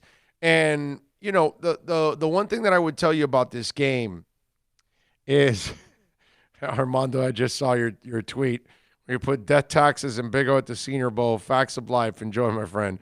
Oh, that's funny. What's it called? With the Heat, you know, winning that game yesterday, if I'm a Heat fan, look, without Jimmy Butler, and Jimmy, we'll get into Jimmy's issue in a minute, but without him and with Jimmy, you got to understand, Jimmy has been a really good addition for this team in the sense of not just leadership, but the glue factor that he brings to it, because he's a guy that is willing to take a back seat in scoring because he wants to allow his teammates to get involved. And I find that to be really, really interesting, how you're able to do that and get away with that overall, because a lot of stars, they come in and they want to be the guy and take the shot and every shot at the end of every game and all of that. And he is willing to defer. He is willing to help develop others into being leaders. And that might have been his frustration with some of the other stops in Chicago and Minnesota with some of the young guys there, that maybe he sees that there's more dog in these guys, like in Tyler Hero, Kendrick Nunn, compared to some of the guys he played with in Chicago or Minnesota. I don't know. You know what I mean? I mean, when I look at Karl Anthony Towns, I look at a lot of talent, and then there's our moments that I'm looking at, I'm going, are you a dog? You know what I'm saying? So maybe there's something to what Jimmy is doing, but or the method behind his madness. But one of the things that I like about remember, yesterday you have no Jimmy, right? So that's one less guy handling the ball, knowing how to handle the ball. Because if you notice, Jimmy doesn't have a high turnover rate either compared to his assists. And he's very productive with the assists every single night. Whereas Kendrick Nunn yesterday had 6 assists, but he also had 6 turnovers. Bam Adebayo had 5 turnovers yesterday. That's a lot of turnovers, and that's what happens when you touch the ball a lot. You're going to turn over the ball. On a normal rate, you're going to turn over the ball. I don't care who you are, if you're Kobe, if you're Magic Johnson, if you're Steve Nash, all these guys that, that the offense runs through them, they're going to have turnovers. Now, there's going to be more than normal because they're young guys and they're not seasoned. So that's another reason why they had to overcome that yesterday in that game, that they lost an experienced ball handler. Not just a ball handler, but an experienced one, which is enormous, ladies and gentlemen. And then obviously you lose the leadership. And that game didn't look good. That game looked like they were going to lose that game. And somehow or another, they're able to take it to overtime and find a way to win. And one Heat fan yesterday goes to me, wow, man, that was ugly. And I said to him, hey, man, it's a win. You know what I mean? That's what you got to accept that and appreciate that, by the way. Okay, that's the other thing. I get it. The Kings aren't a great team and you expect more from the Miami Heat, but they didn't have their leader. And I know that they've beaten even the Bucks without Jimmy Butler. So they've I think after yesterday, they're now 4-2 without Jimmy Butler in the 6 games that he's missed. I just think, let's not get a little crazy. They're 19-1 at home. They're 30-13 overall on the season. They may not play at that amazing pace that they were on in the first half, where they were on for 58 games. But let's say they end up in 53. Okay? Maybe they're on a 5 less game clip for the second half. Are you really going to complain if they end up with 53 wins? I didn't expect them to have 53 wins. I didn't expect them to be one of the top teams in the conference. I told you guys that. I expected them to be at the bottom of the conference. So, for them to beat the Kings, I get it. Not a great team, but you found a way to win on a day where you didn't play your best.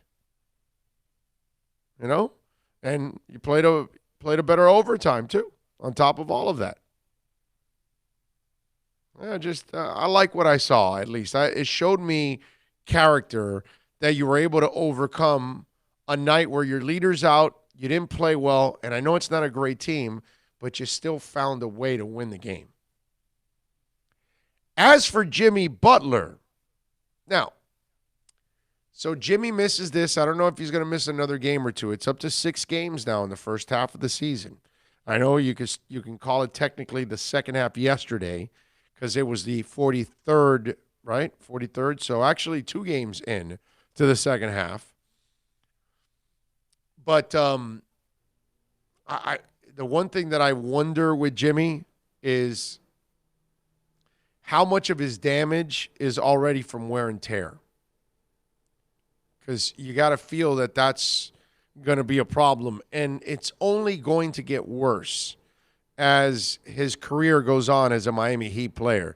This is why when they made this trade, and I'll stay consistent on this, I said, hey, this trade doesn't mean anything unless you get another star next to him this year or next year.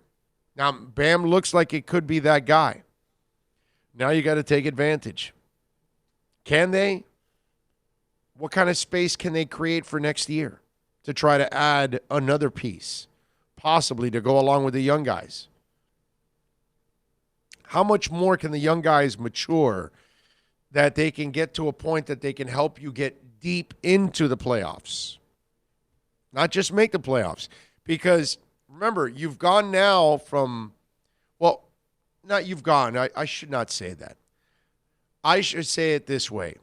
People like me that thought you were a 7-8 seed, okay, we didn't expect you to be an impactful team. Now, you're one of the best teams in the league. You're definitely one of the best teams in the conference. We're now expecting you to make a impact in the playoffs. Whereas at the beginning of the year, I told you, oh, they're a 7-8 seed. They make the playoffs. They get bounced. So what? That's who they are. This has changed now, right? The way we're looking at it, the way we're thinking about them, all of that has changed.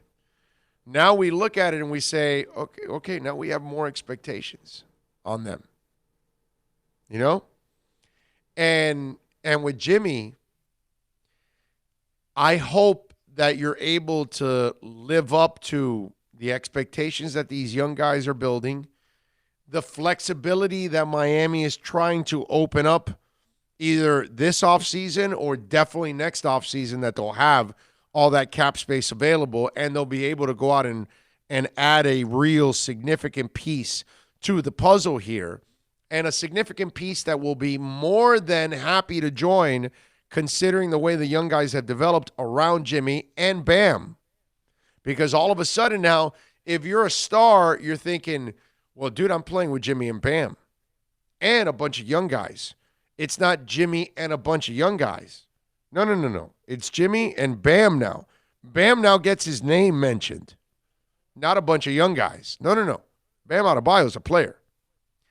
And what I'm leading to is, I'm hoping that these injuries that we're starting to see from Jimmy Butler isn't a Tom Thibodeau type of thing that's been lingering because of the wear and tear that Tom Thibodeau has put that guy through and puts his teams through.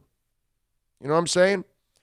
That's where I got to be a little concerned about those injuries and him missing that time. I'm just saying. I'm just being honest, okay? I have to be a little concerned with that. We'll see. Dragon, by the way, had 18 last night, and the team had 26 assists in their 42 baskets. It's pretty good. It's pretty good. That selfless way of playing has added so much to them. It's nice to see. It sets a great example for all the guys in that locker room. Even if you're not wanting to, actually help out or contribute, i.e. Deion Waiters, even though he may not want to believe it, but deep down inside, he's got to watch it and say, wow, everything that they preach, these guys are doing. And I'm the idiot that's on the outside looking in, and I don't do it. That kind of stuff. So Heat, by the way, they are off tonight. Wednesday, they take on Washington at 6:30. The Panthers, they have continued now their run, and they've been playing better hockey as of late, winning a lot of games. Now they're beating a lot of bad teams. And last night's a hell of a win because it's a road win. And we've talked about this where the Panthers now are playing. They play the Wild. They still have to go to Vancouver. They still have to go to Chicago, Montreal, Toronto, and Columbus. Excuse me. And so these are going to be brutal tests for them because they're road games too on top of all of that. You went on the road. That's a hell of a win. I think we're going to learn a lot from them on this road trip and see if they can kind of change things around. And yesterday, hey, Achari with the game winner, and you end up winning 5-4 late in that game, 3 goals in the third period. They're not playing great hockey right now, and they're still not playing the kind of hockey that makes me feel like, yeah, you're going to make a deep run in the playoffs. But at least they're winning as of late. Now let's see if they can build on this and get to a point where you're not just winning, but you're winning and you have the attitude that you could go deep into the playoffs. I think that's really, really, really important for the Florida Panthers. Tonight, they're at Chicago at 7:30. There you go. So we got to find a bar somewhere so we can watch Coach Q make his comeback to Chicago. Oh, okay. Yeah, that is an interesting situation. You have the skills. You can do this. You have the technology. You know exactly where you already know where we want to go. You've already got a place in your head. What do you mean?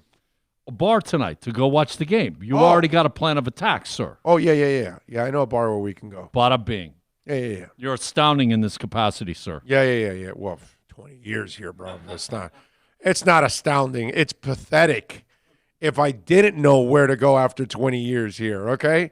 You should rip me like 8 new holes, okay? If I did not. Oh, we will. We're saving that for later, man. Oh, well, yeah, I'll give you plenty of material for that, but I got to know where to go for a bar here after you've been here 20 years. I think I've been in every scenario possible here. Plus, when I've stayed here, when the schedule was different, that Monday, Tuesday, Wednesday were the important ones, and I've stayed for the game on Saturday, and Thursday and Friday, the NFL clears out, and there's very few people here. Yeah, you got to find some things to do sometimes. You got to entertain yourself when you're out here sometimes. See, and there isn't a concert every day. Although I was thinking, when we go to Vegas, technically we got a concert almost every day, 2 spots open, technically. Monday we arrive, we could see Bruno Mars. Tuesday we could go see the Righteous Brothers. Wednesday we go see Bryan Adams. Thursday we have nobody yet. Friday we go see Eric Burden and the Animals. Saturday we see April Wine. And Sunday we still don't have anybody yet. So Thursday and Sunday are open. But technically, we got 5 concerts. We're going to the Hoover Dam one day, bro, right? Yeah, but that's during the day. That's not at night. Oh, okay. You're talking about nighttime activity. Yeah. Concerts are at night. So, yeah. But, I mean, technically, not that we're really going to go to all of those. I don't think we're really going to the Righteous Brothers. You know what I mean? Bruno's a possibility on Monday. Bryan Adams for sure on Wednesday. Eric Burden and the Animals is looking really good for Friday. I am not missing April Wine on Saturday. There is no way in the world I'm missing April Wine on Saturday. Okay? I got to see me some Sign of the Gypsy Queen there. A little live action on that one. So what do you think out there? Okay, you guys are watching now on YouTube, okay? And remember, give us the thumbs up for those of you watching. But vote in on YouTube, okay? Vote in on the accidentlawfirm.com text line, 786-322-1105. You can send us a text, okay? I'm contemplating, all right? Bill definitely wants to go. Should we go on Wednesday, travel, get in the car and go over to New Orleans and go see Zion Williamson make his NBA debut? Is that something that we should be at if we have an opportunity? Tickets, by the way, are like $20-$30 each. So they're not expensive. It's not something that's breaking the bank whatsoever. So you guys tell me out there, what should we do? Should we stay here, hang out with some NFL people, go to some of the bars, try to talk to them? Or should we go to New Orleans and see Zion Williamson do his thing, his debut with the Pelican, fly? You tell me, what should we do? Yay or nay?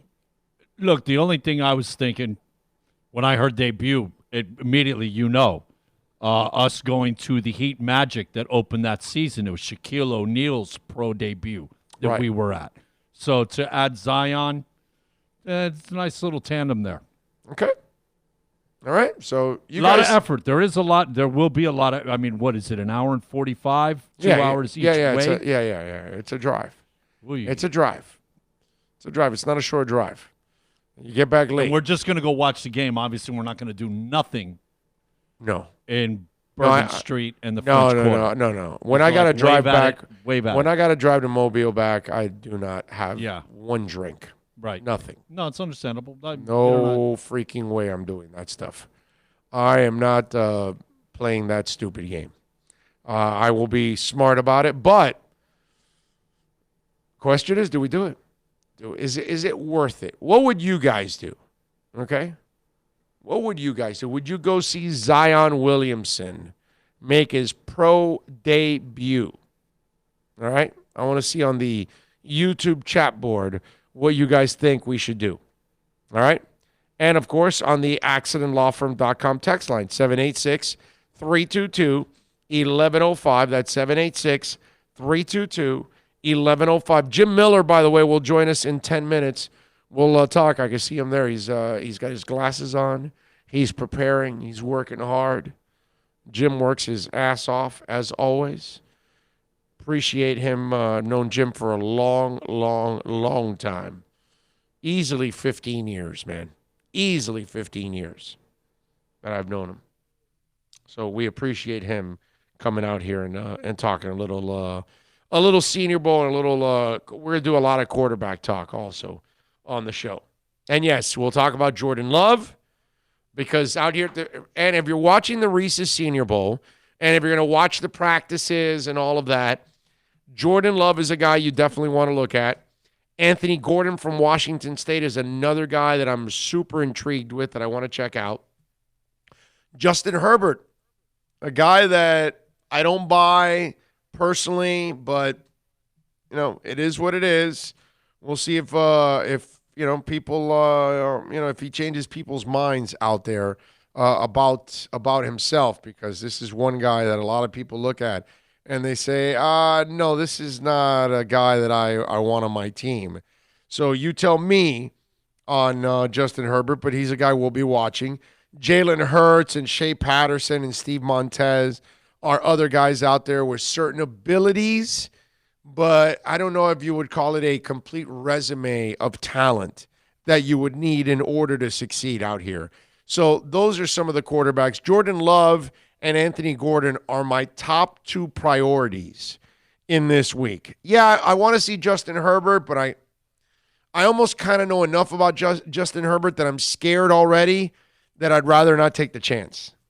Seriously, that's how I am about the guy. And I would not be surprised that a lot of people are saying the right things, but he becomes one of those guys that drops and drops and drops in the draft. Darius Anderson, a running back from TCU, is another guy.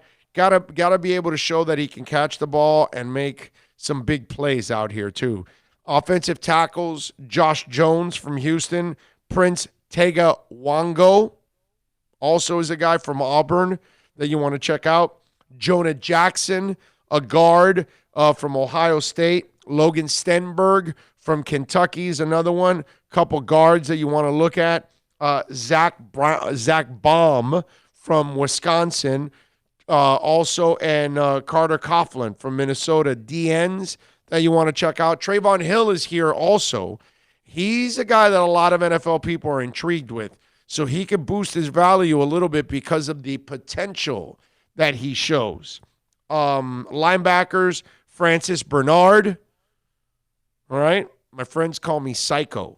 You call me Francis, and I'll kill you. I wonder if I walked up to Francis and I called him Francis, will he say, hey, I'm going to have to kill you? Akeem Davis Gator, another guy that's a linebacker a lot of people know from Appalachian State, and they're looking to see what he does here. Free safeties. Miami needs a cover safety, right? Ashton Davis from California is a guy that's got a boatload of range and athleticism. He fits the free safety position, has cover skills. Remember what I told you all year now. From now on, when they look at free safeties, the guy that they draft will have great cover skills because that seems to be a requirement that they've got to have. Terrell Burgess from Utah is another guy that you can expect to be, people will be looking at. Those are some of the players that you need to look at this week in the Reese's Senior Bowl. If you're watching any of the practices, if you're, checking out the replays, whatever, you're looking at the game, these are some of the players that you definitely want to look at this week at the Reese's Senior Bowl. Love it. All right, 786-322-1105. That's 786-322-1105 if you want to get in on the program as we take you, of course, till about 2:30. Des Bryant. Des Bryant wants now to return to the Cowboys. Okay, isn't this the team that he has spent like the last 2 years like ripping on social media? On how predictable they were, and he was taking shots at Jason Garrett and all of that. Does he realize that Jerry Jones tried to walk on eggshells as much as possible with Jason Garrett because of the respect he has for Jason, and that his dad also worked in that organization as a scout for many years?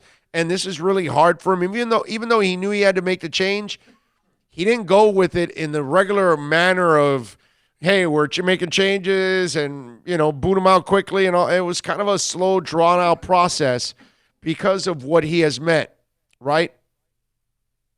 Does Des Bryant understand that by taking all those shots, the Cowboys are not going to bring you back, dude? And it's a stupid idea at this point. What does Des Bryant have left in the tank? He's old. He didn't run routes before.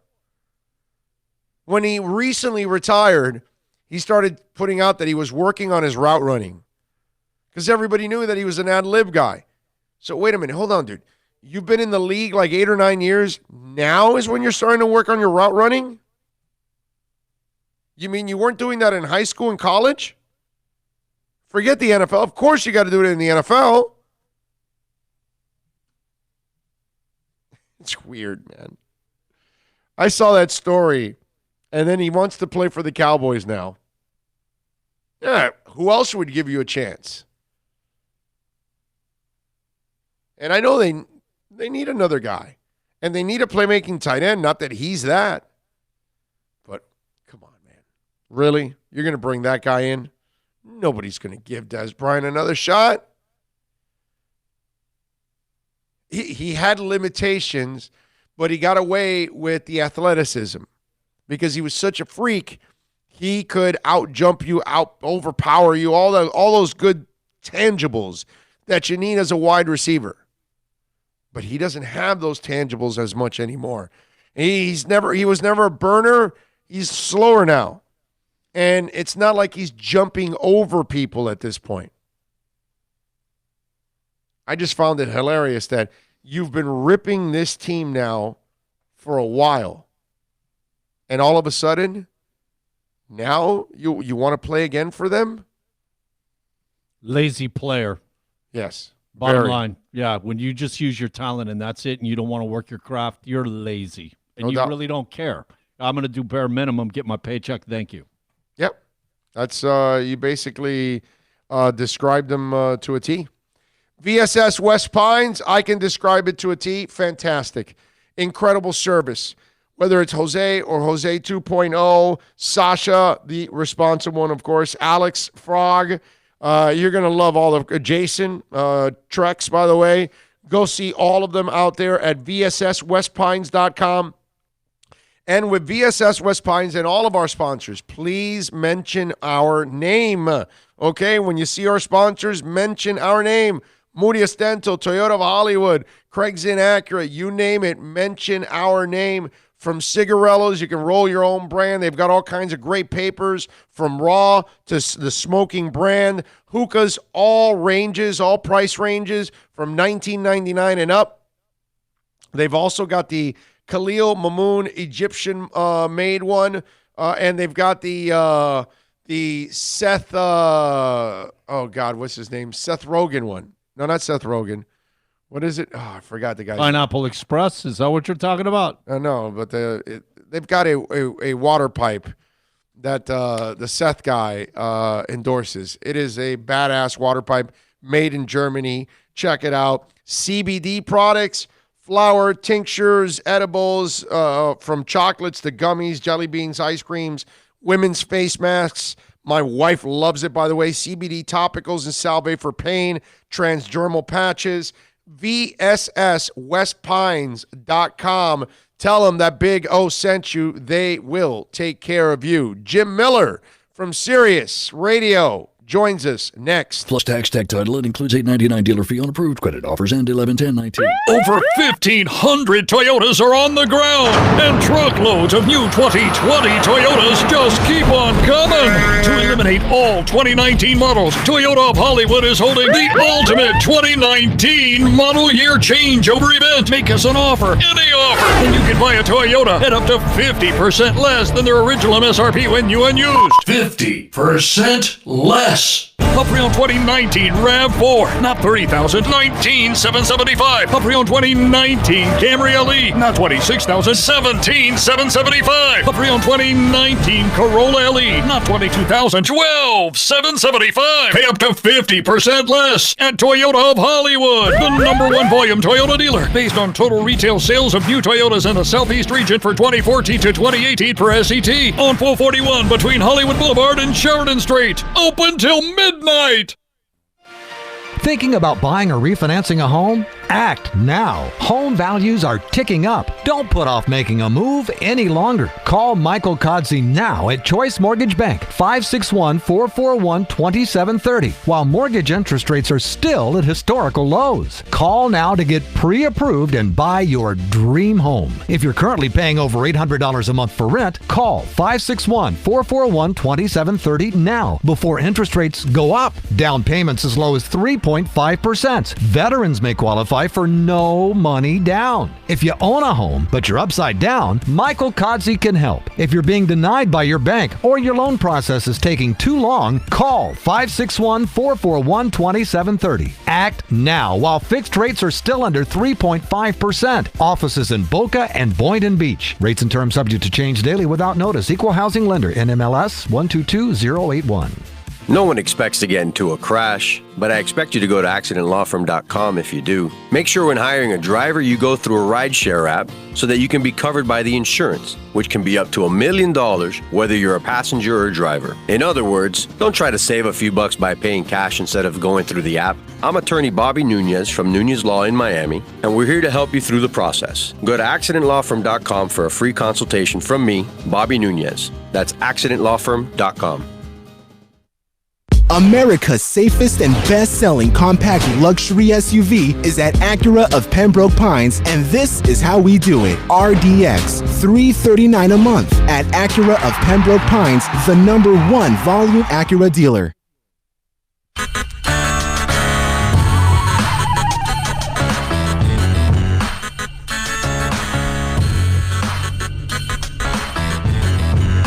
This is the Big O Show.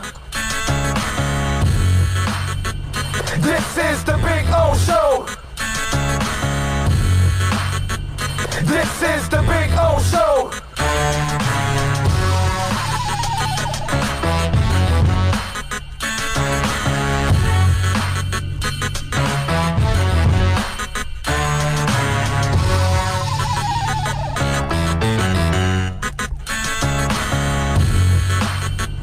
This is the Big O Show.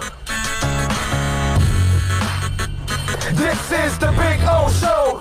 All righty, we are back here at Ladd Peebles Stadium, site of the Senior Bowl practices, and the practice will start off in about a half hour. The first practice will take over. The South team will take the field. Jim Miller does an excellent job for Sirius XM. You can catch him there on the NFL channel. And obviously been a friend of mine for a long, long time. Always kind enough to join us here on the show. How you doing, buddy? I'm doing great. Always be good to be with you. And if there's a good cigar bar in Mobile, I'm sure you already found it. Oh, yeah, man.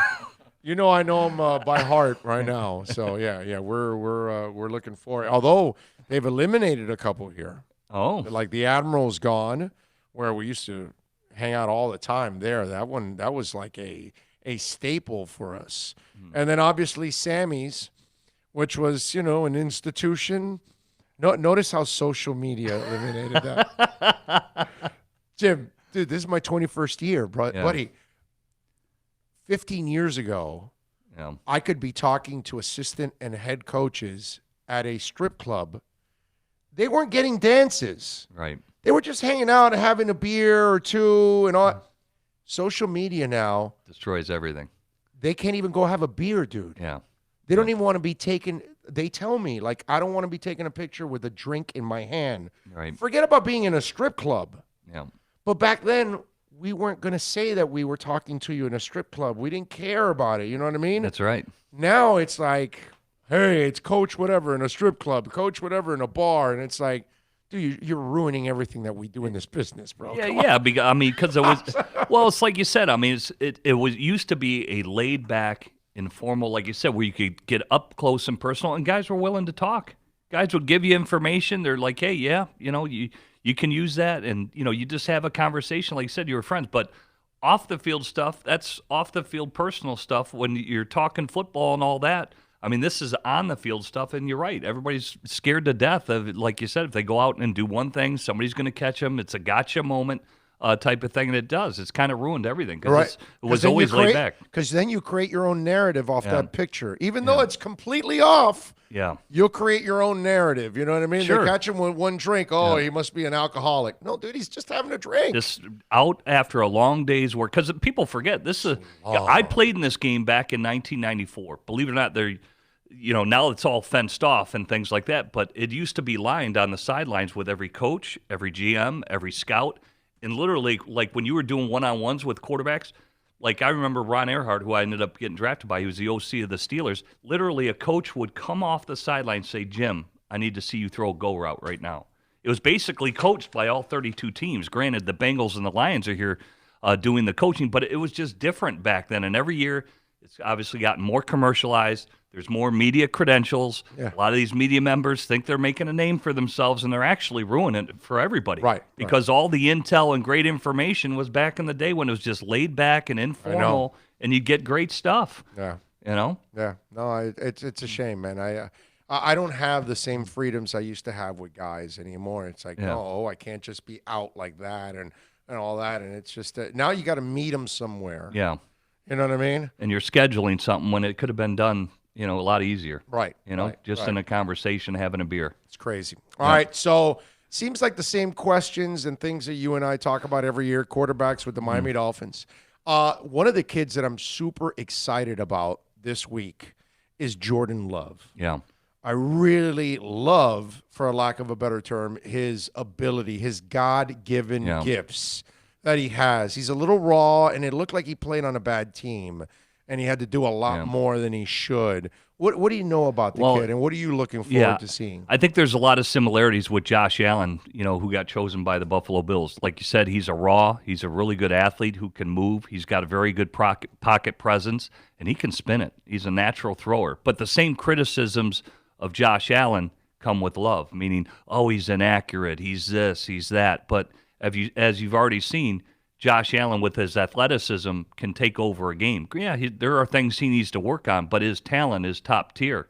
And I think Jordan Love probably could be one of the biggest risers here at the Senior Bowl. I think him and Herbert, with Burrow not being here, those two have the most to gain, would be my take on it. And I'm excited to see him. I don't get to watch a lot of West Coast football, so just to see him up close and personal, like we saw Carson Wentz. Remember Carson Wentz? North Dakota State, he can't play, right? Us away, dude. Yeah, North Dakota State comes down here and ends up Philadelphia trades up to number 2 to get him. And I think Love and obviously Herbert really have an opportunity to do well for themselves here with Burrow sitting there. Because, if I'm those two guys, I'd be saying, why can't I go number 1? Burrow's is not here in this game. I can really add my value and gain a lot of stock if they come out and say, hey, what can I do to put some doubts in people's mind? Jim, you played the position, and so walk us through this. When a guy, because and scouts will tell you this, and I'm sure you've heard it, and you have probably the same philosophy as a lot of us do. Mm-hmm. If you're inaccurate in college, you will be inaccurate in the NFL. Why is it that we try to turn them into accurate guys when they're not? Either you have it or you don't. There are some guys you can improve with their fundamentals. Yeah, the footwork. But there is it's either you have it or you don't, dude. Well, you know what I mean? Yeah, I remember Josh Allen, everybody having that criticism about him, and I said, it's just not true. He's a great athlete like Love. A lot of it deals with footwork. In order to be an accurate passer, you've got to be what we call in balance, to throw the football. Meaning you want your feet shoulder width apart with a good base, and you're going to be more accurate when you can throw in that position. You always can pop your feet and do certain things to get yourself in that position, even if it's a millisecond before you deliver the pass. Of course, there's going to be other pass plays where it's not perfect, where you're throwing off your back foot or your feet aren't where they need to be, and you still got to be accurate, be able to flick your wrist and have a proper follow-through to deliver an accurate football. From Josh Allen's first year to even last year, he was a lot better. He was a lot better because Brian Daboll, the OC, they worked with him on it. They went through those fundamentals, and he will get better. And I would say the same for Love or any quarterback. The more you can throw in balance, you're going to be good. The special ones can do it when it's never perfect. The Russell Wilsons of the world. Yeah, Favre was like that too. But you can get there. You can get there. You just got to work on it. It's something you got to be conscious of, but you can improve your accuracy as a quarterback. If you're a natural thrower, it's always best that you can do it because a lot of it just deals with footwork. And you can correct from the waist down how you throw. I'm a big believer in is how you throw. So if you're a Colin Kaepernick, that's a 3/4 arm thrower, you're always going to be a 3/4 arm thrower. I remember Bears drafted Cade McNown, since your producer's a huge Bears fan. Cade was a 3/4 thrower. And they tried to get him in a pool and try and teach him to throw overhand, pronate your wrist, and over the top. It was great in the pool. Once you get on the field, you're going to go back to who you are. Right. But footwork, you can correct below the waist. The worst stat ever for Cade McNown is he's the guy that got thrown out of the Playboy Mansion. Yeah, that was a bad one. You don't want to be known for that. How do you get thrown out of that place? I would never want to get thrown out of the mansion. You got placed in heaven and you wanted out? What the hell's wrong with you, bro? Yeah, that's a bad bad decision. You just know you're not wired right when you get booted from the Playboy Mansion. Probably the best quarterback trait you can be rated for is decision making. Yes. He failed that one. That's a bad decision. Bad business decision, bad every decision. That was a bad one. All right. So what can you tell me about Anthony Johnson, the kid from Washington State? Anthony Gordon, I'm sorry, from Washington State. I watched a couple of games of his this year. I don't get to see a lot of Washington State. But that dude's been working with quarterbacks for a while. Yeah, well, it says a lot about Mike Leach and that program. Think about it. There's been 3 Washington State quarterbacks that have been down here. Luke Falk, who was with your Miami Dolphins for a cup of coffee, and then you think of Gardner Minshew and what he did last year for the Jacksonville Jaguars. Same thing. Good from the pocket, very accurate. He was like 71%. Gardner set a record prior to him getting drafted by Jacksonville, and I would think Gordon's in that same mix. He's always in balance. The football is always catchable. The ball is always in a placement where the receiver can get it, and that's where he thrives, is from the pocket. So, can he get out of trouble? Yeah, I don't think he's the greatest athlete, but, he's not. I don't even think he's as athletic as Minshew, but if you want a good, accurate football thrown to your receiver, he's going to deliver it on the money. Herbert's the other guy that needs to kind of build. The weird thing about Herbert is he doesn't convince me, brother. Yeah. I haven't seen enough of those moments from him. Rose Bowl was his best performance. Yeah, and it was more with his legs and his arm. And then the other thing that scares me that I hear a lot about is the lack of maturity. And that one of the main reasons why he stayed last year was maturity. But I still hear that it's these kind of moments and maybe the NFL that demands so much from you. I don't know if he's going to get to that point where he can handle it. I agree with you. The on-the-field stuff, he's going to do really well. Yeah. It's the off monster. It's the off, like you said, how teams are going to evaluate him in the meeting rooms and the informal meetings, just how he reacts to his teammates out here. People don't think they're evaluating on everything, but let's say he throws a bad pass.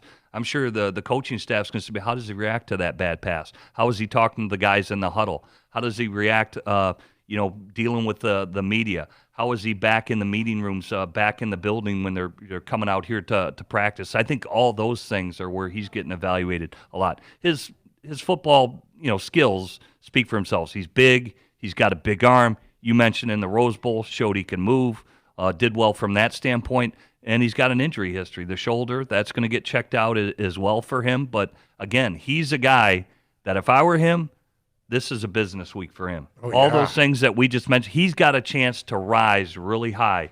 And like I said, with Burrow not being here, electing to not being here, which I think is a mistake for him. I don't care if he does the on-the-field work. He should just come here to talk to the Bengals coaching staff. They could be drafting him. Why wouldn't you want to get to know Zach Taylor? But Herbert has the chance to really gain from Burrow not being here. I could argue that Herbert is the one quarterback that has the most to gain and the most to lose. Why?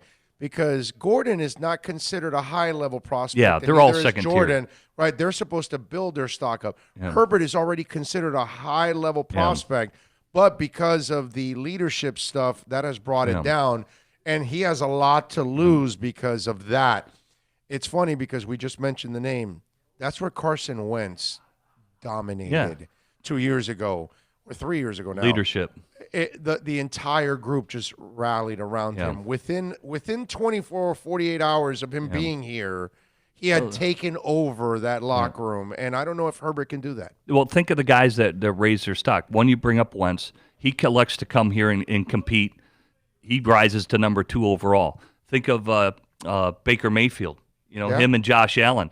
I mean, Baker ended up going number 1 overall. Josh Allen goes obviously high to the Buffalo Bills. Those guys. Garoppolo too. Went from east-west to here and really boosted his stock. Boosted his stock. He jumped to. You're right for a quarterback, and I'd say for all these draft picks, you could increase your draft stock by literally a round.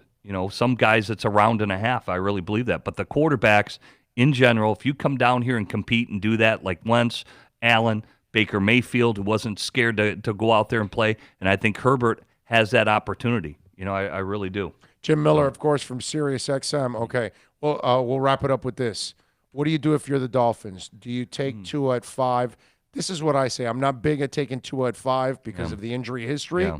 But you got 14 picks. Please pull a Jimmy Johnson. Please pull a Mike Shanahan. Yeah. Take a second guy. Take Jordan Love in the early second. Take the kid from Iowa. I think he's a Stanley. I think he's kind of an interesting prospect. Ricky Stanley. Yeah, take somebody later if you're going to do that. Well, how do you handle it? I'm with you. I think and that's not out of the realm to draft 2 quarterbacks in a draft. Think of Robert Griffin, and then they drafted Kirk Cousins. Yeah, that's what I mean. Later in that draft, and just and for Tua, Jimmy, they took Steve Walsh. After Troy Aikman. The supplemental draft. That's what I want. They went Steve Walsh. That's what I want. I agree with that. I mean, and it's happened before. I think it would be good to protect the Dolphins, and especially for Tua, because it could be a situation where you still need to let him heal. Sit, relax. He's a fine talent. He's got great mechanics throwing a football. Rosen and the other kid battle. Yeah. I think they've made their evaluation on Rosen. I know. I think that ship has sailed. Would be my take on it. What you just talked about with Herbert. Yeah. Maybe they looked at all the other stuff and this is not the guy. Yeah. It's not the guy. We might be able to teach him to pass here or there, but look at everything else. He's not the guy. Well, he hasn't played enough to really say he's the guy or not. Right. So there must be other parts of the equation that they've been measuring. I think I know what the issues are with Rosen, and I think it's a pretty damning statement by head coach Brian Flores when they elected to pull him and said, no, we've seen all we needed to see. Yeah. So that means, again, it's kind of the behind-the-scenes stuff, how he's preparing, how he gets along with his teammates, how is he in the huddle, his love of football, all those type of things. And I think – again, you want to draft guys that love football, guys that care about it, and I think when it's not a priority, I think it's a problem. It's a effing brutal game. Yeah. If you don't love it, bro, you can't play this game. I totally agree. It's crazy. Got to be all in, man. Jim, you're the best, bro. You bet. Thank you. Always good to be with you. Much love. Next time, let's get into Jalen Hurts. He could help himself down here. Okay. All right. We will. Later on in the week, we'll catch up. Yeah. All let's right? do it. After we've seen practices. You bet. You got it. All right, there you go. Jim Miller, of course, from SiriusXM, man. You can catch him on Channel 88 all the time doing his thing there, as always, and we thank him for taking some time. Here you go. I'll adjust it for you. Oh, by the way, here, I can give you the boys are they're starting to line up down there. You see? NFL people are getting here. Any local stations in South Florida doing this right now, Bill? Can they give them a little insight on this? Oh, that would be a huge, ginormous no, of negative. Course not. Those cheap bastards aren't going to spend a penny to come out here. Okay? But, of course, Senior we will. Bowl? What's a Senior Bowl? Yeah, what? It's not important. It's not important. That's all. There you go. So that was Jim Miller right there, and talking a little bit about it. See, I could have kept him here for a while, but I know they need him over there in the other booth. So I got to, I can't hog up 400 minutes of his time. I could do it. I could. Jim and I could just talk draft for the next 2 hours, and we can go about whatever info he has, I have, all that good stuff. There we go. Can you adjust it because it looks kind of weird? My bad. Because I adjusted it this way. So, if you want to get in on the accidentlawfirm.com text line at 786-322-1105, Manny Navarro will be joining us in about 10 minutes for our Caneswear Miami Hurricanes report. So we'll have a little fun with him. Ty from the Bronx says, Big O, tell Jim I said hello. Oh, I'm sorry. I saw that late, Ty. Question just answered. Premier Reviewer says, Nico Jones says, Big O, effing killing it. Amazing content, real sports talk. Not the other BS local stations give you, sounding like three frat boys handing out talking crap. No names mentioned. There you go. Appreciate it, Nico. Thank you very much. Let's see. Richard Casillas says, stay. Not worth the time. Heat's done nothing. I don't know what that means. But we appreciate you checking in, whatever you meant by that. Thank you for reaching out to us, as always. And remember to hit the like button when you're watching that. We're going to get Manny Navarro on here at the top of the hour. Practices will start. We'll take a break after Manny Navarro. We've got, I think we've done about 2 hours of programming, maybe a little bit more. And then what we're going to do is we're going to then watch a little practice, and I'm going to try to bring up another guest or two up here. They're also planning on getting us players too. So we hope to have some players to interview here while we're at the Senior Bowl. I'm looking forward to practices now. We're looking forward to this afternoon session as they take the field out here at Ladd Peebles Stadium. It's our 21st year of doing this crazy-ass stuff. And I got to tell you, ladies and gentlemen, we love it. And as a Dolphins fan, I got to tell you, this is the most excited I've been about this in 20 years. Because I really feel like your Dolphins are going to develop one of the best front offices in the NFL. And I think they're going to hit on picks. And I think they're going to do a really good job of wheeling and dealing, like they have already, I believe, in the first calendar year that they've been in place. But I just, and if Flores can grow from what he did this past year, I'm just a huge fan of what the Dolphins are doing. I think they're doing things finally the right way.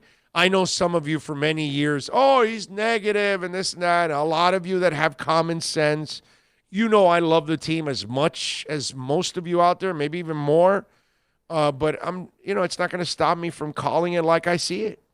And if it's wrong, it's wrong. And if it's not good, I'll tell you. And that's what I've been saying for a long time, which I know makes me spin like you guys think like I'm hating just to hate. And really, look at the track record. It's been 20 years of terrible decisions. You have a decent season, in the middle of every 8 years or something, big deal. The league is kind of set up for you to be 500 anyways. So getting into the playoffs every few years, you should by accident get into the playoffs almost. Seriously. You have enough picks every year, and the way things change and the way, everything, the face of the NFL changes on a consistent basis, you should be able to have success on a every, certain amount of years in a cycle. Now, in our case, we would like to have a lot more success. That would be good. What can I tell you? But the crowds outside, they are amassing exactly like you said. There is not a parking spot to be had. I told you. We did very well. I told you that. You're astounding, bro. It's 20. No, it's 20 years. There's no astounding. There's nothing. I've been doing this. You know for the lay of the 20 land, been there, years. done Yeah. that, bought T-shirts, Yeah. you did it all. Yeah, I'm not a smart guy. There's nothing, it's habits that I have. That's it. Places I know to go to. Bro, I looked out the window, man. It looks like somebody stepped on an ant pile out there, man, the way everybody's just... Yep. That's how it is, man. It gets worse and worse as the week goes on because it gets more and more packed. And I've told you guys over the years, if you're a hardcore football fan and you love the draft, this is one event that you should come to with your son, daughter, your buddies, whatever. You get a hotel, stay for a couple days. The practices are free. You stay for the game on Saturday. They have all kinds of events where you can meet the players, autographs, things like that, pictures. You get to see all these guys before they become stars. Like Jordan Love right now is trying to earn his keep. What if that guy becomes a superstar and you met him here? You know what I mean? It's pretty cool like that. If you're a hardcore, again, it's for the hardcore. This is not, you love the draft and all that. You can be in the stands checking it all out and you can have your roster and all that and have a good time and then see a lot of NFL people and you're like, wow, hey, that's this guy, that's that guy, and all that stuff because all the who's of the NFL are here. Everybody, every coach, every GM, pretty much every scout, unless you're a Bengals, staff that, they don't bring everybody because they don't want to spend the money. But, that most everybody else, all the 31 other teams, they bring everybody. The Bengals, I don't know. They might bring 2 people, and one guy does all the work. That kind of stuff.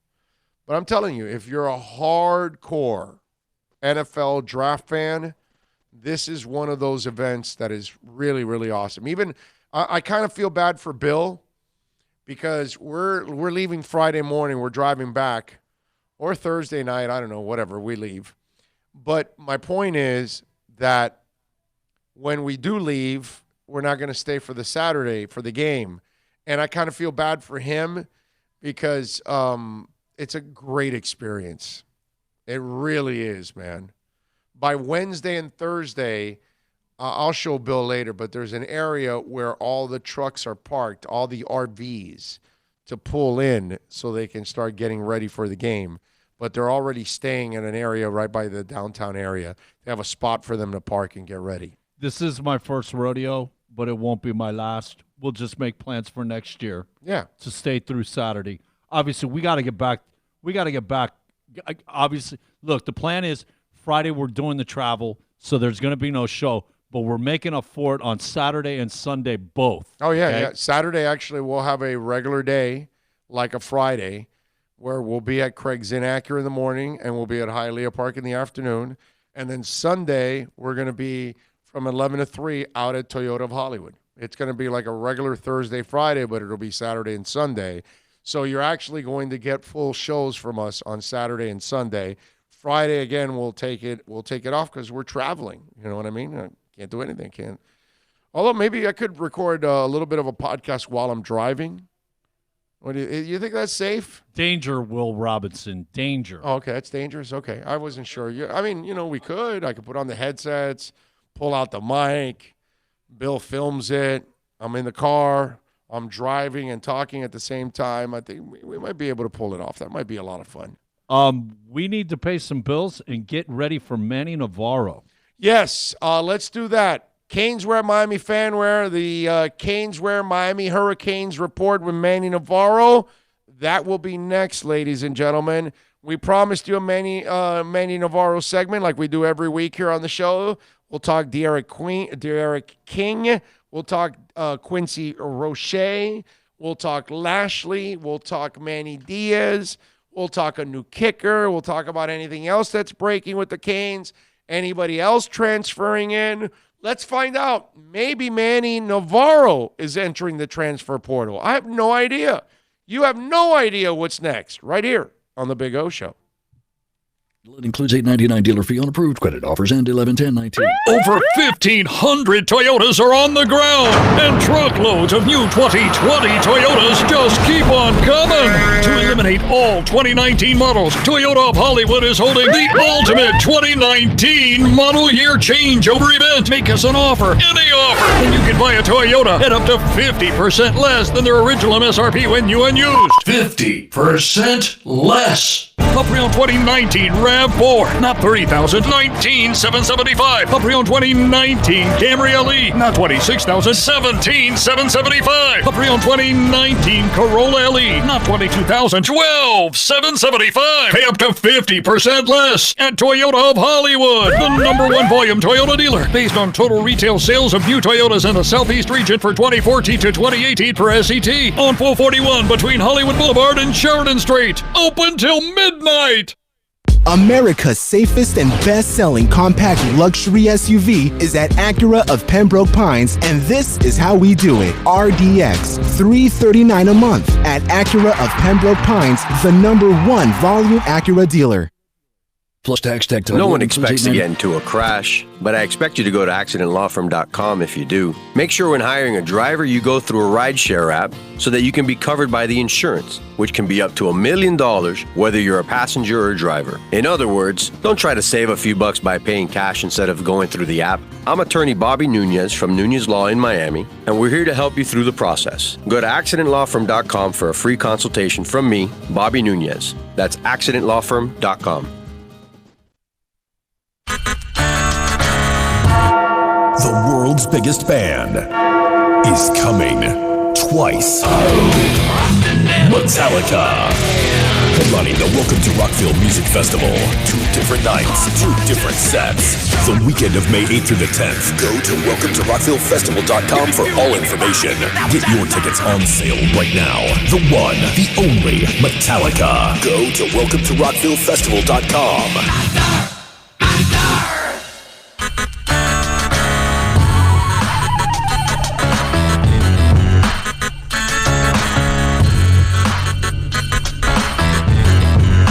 This is the Big O Show. This is the Big O Show. This is the Big O Show.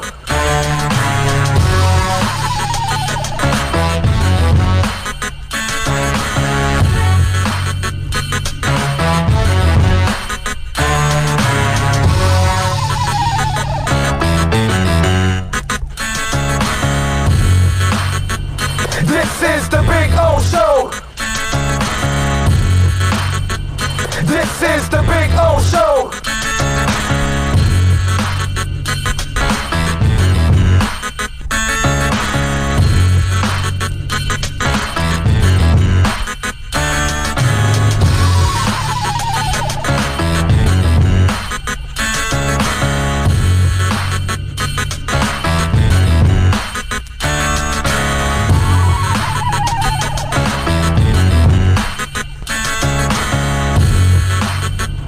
This is the Big O Show.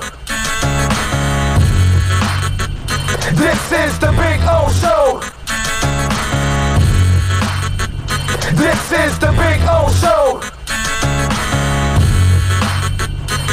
is the Big O Show. This is the Big O Show. This is the Big O Show. This is the Big O Show.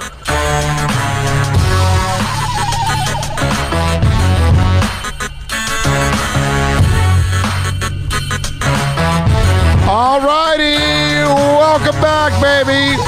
We promised you we're going to talk a little Canes.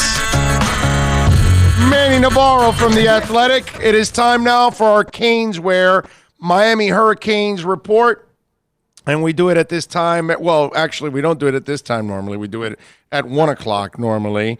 So just in case, on Tuesdays. But follow him on Twitter at Manny_Navarro.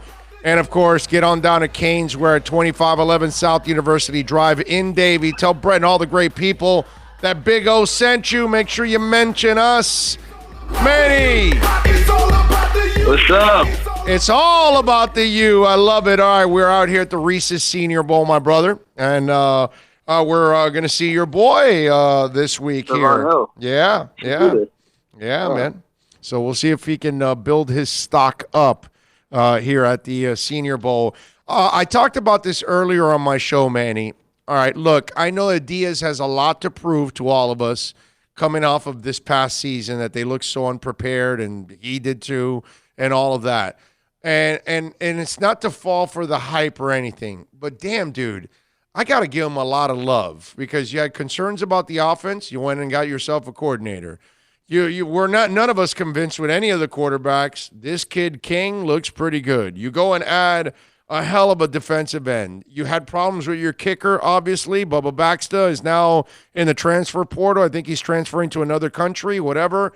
You got a kicker that's pretty damn good from FIU. A lot of the issues that you had, you have addressed them head on. At least I got to say major props for that. Whether it works out or it doesn't, I don't know. The transfer portal wasn't the most productive thing last year as it was for the Canes. But at least on paper, they're addressing it, right? Yeah, Mr. January. That's what I'm calling Manny Diaz. He always has an unbelievable January. Like you said, he attacked the transfer portal last year, and everybody was like, wow, this guy's for real. And then we got to August, September, and October, and it kind of died. But maybe this is the year. Maybe this is the year he moves from the front of the calendar to the back and transitions and turns into Mr. August, September, October, November because of what he did this January. And so you're right. I think he deserves the props for that. Manny, you sound a little muffled there. I don't know if you can move around a little bit there, but sure. Can you hear me better there? There we go. Yes, much better. Okay.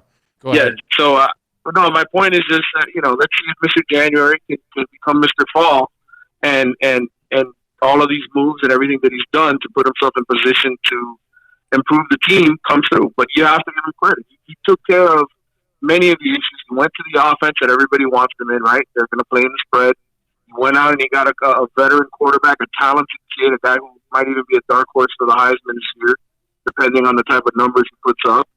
And then, you get the kicker, and he's not done either. I mean, he's still got to hire a wide receivers coach. And that could be an upgrade as well. So, offensive line coach, I mean, he addressed a lot of areas, and he's not standing, sitting on his hands and just saying, oh, woe is me, we were 6 and 7, if these damn players just would play the way I want them to. No, he's gone out and look, they even have a top 20 recruiting class, so let's not forget about that either. I mean, even with the losing, they still went out and they signed a pretty good class and some good freshmen, and I like what they did as far as redshirting a lot of the kids last year. Those guys I've heard a lot of good things about on the scout team. They're going to be moving up and playing roles this year. What's your favorite move so far out of all the moves he's made? Well, I mean, I think you have to go with Lashley, right? I mean, switch the offense up to basically acknowledge the fact that the majority of the kids in South Florida nowadays, where your recruiting base is playing in spread offenses. They're not playing in the scheme, this old pro style attack and trying to do some of the things that Danny Enos was doing. You don't have the offensive lineman in your backyard. I know people call it a gimmicky type offense, but it's what everybody in college football is doing nowadays. It's what the more successful teams are doing because there's not that good of offensive line play. And not too many teams have great offensive line. So how do you make up for it? You spread the field, you put guys in space, and you try to get the ball out of the quarterback's hands as quick as possible. That wasn't happening last year with Danny Enos in that offense. And so he made the adjustment, and he listened to football people, not just the fans that were angry, but he listened to football people. He looked into it, and he went to this new offense. And then, part B of that is just certainly getting Derek King, because I think, look, you can go out and get a coordinator, but unless you get the guy to execute it on the field, you're going to be in the same boat you were last year. So I think getting Derek King was huge, and all of that started with getting rid last year, because ultimately King doesn't come if Lashley's not here. And, of course, Manny Navarro joins us every week for our Caneswear Miami Hurricanes report. Make sure you visit the folks at Caneswear, 2511 South University Drive in Davie. Make sure you mention our show when you're there to all the folks at Caneswear. Manny, what have you been able to unearth? Because it sounds like a lot of good stuff with De'Aaron King. But he, the 4 games he played and then chose to redshirt. Are there any negatives that you can find? Because it seems like, man, this is a story that's too good to be true almost. Well, I mean, obviously everybody's going to look at it and say, well, he played against the American Athletic Conference. He didn't play a Power 5 schedule. But what I say to those people, and I wrote this in my story for The Athletic, in the 4 games that he played against Power 5 schools at quarterback, 12 touchdowns, 0 interceptions. I mean, he didn't turn the ball over. He ran the ball, had success running the ball. I mean, he kept them in it against Oklahoma this year when Houston played Oklahoma in the season opener. So I don't think the kid was under the pressure of playing at a higher level. And let's be honest, it's not like the ACC Coastal was that much better than the AAC last year, right? Nope. So I think, other than him being 5'11", and being a guy who, if he takes a really hard lick, he can get knocked out. I think, he's an exciting football player. And this program, they've had some exciting players the last few years. But this kid is like, when you start talking about Heisman candidate and, 50 touchdowns and 10 interceptions in his career, there's more numbers I can throw at you that some of my research. Number one, in terms of efficiency, touchdown interception ratio, he's 6th among players with at least 50 touchdown passes since 2016. The only players that were better than him in terms of touchdown interception ratio, Tua, Joe Burrow, Dwayne Haskins, Baker Mayfield, and Trevor Lawrence.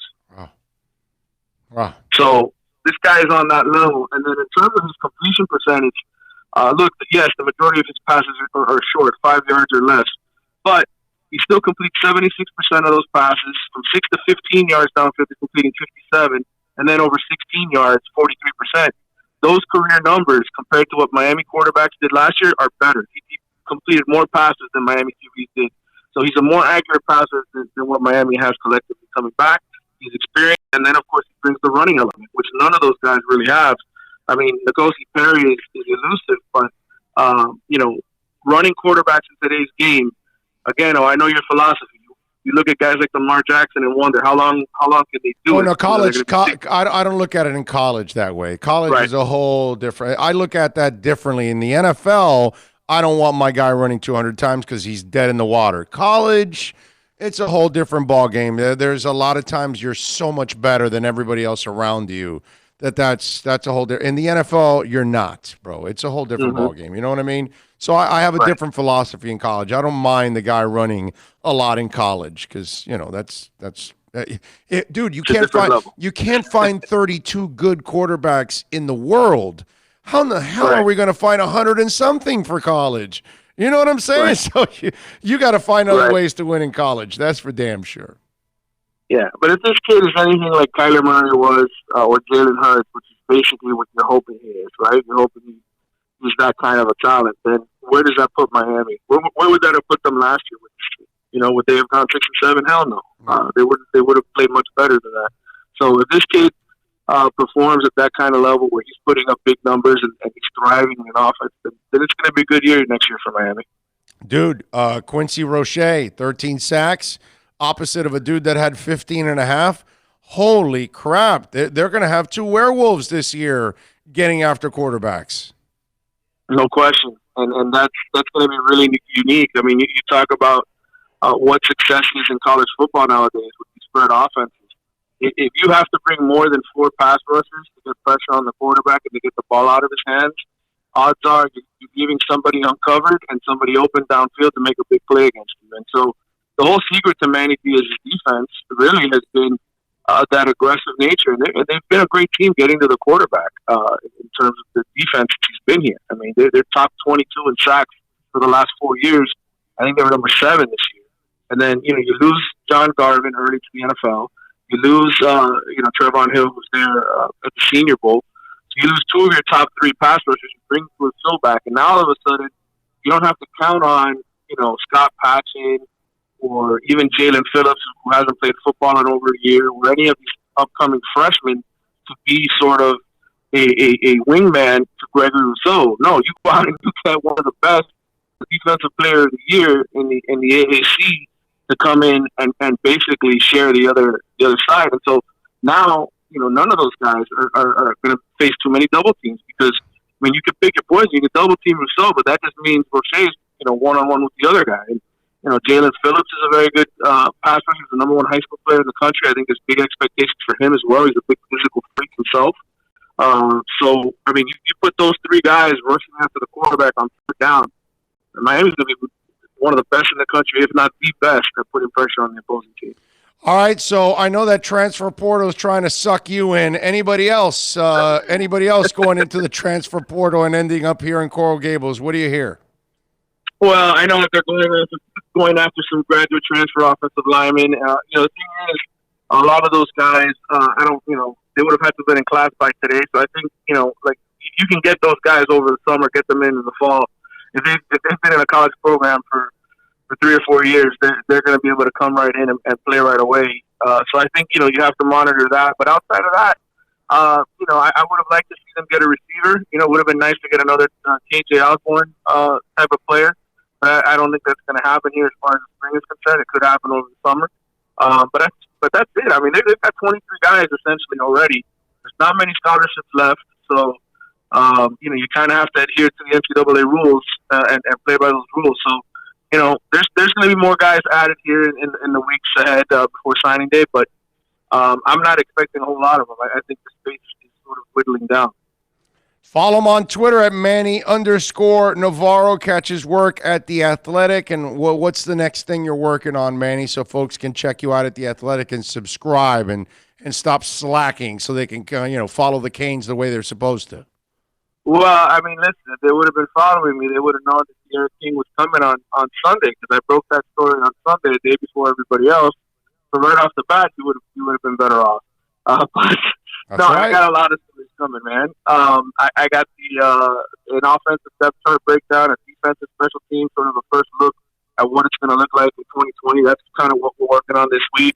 Kind of review of the 2017 recruiting class and how that really, that was Mark Richt's first full recruiting class and just how it bombed and how it really led to a lot of the problems Miami had.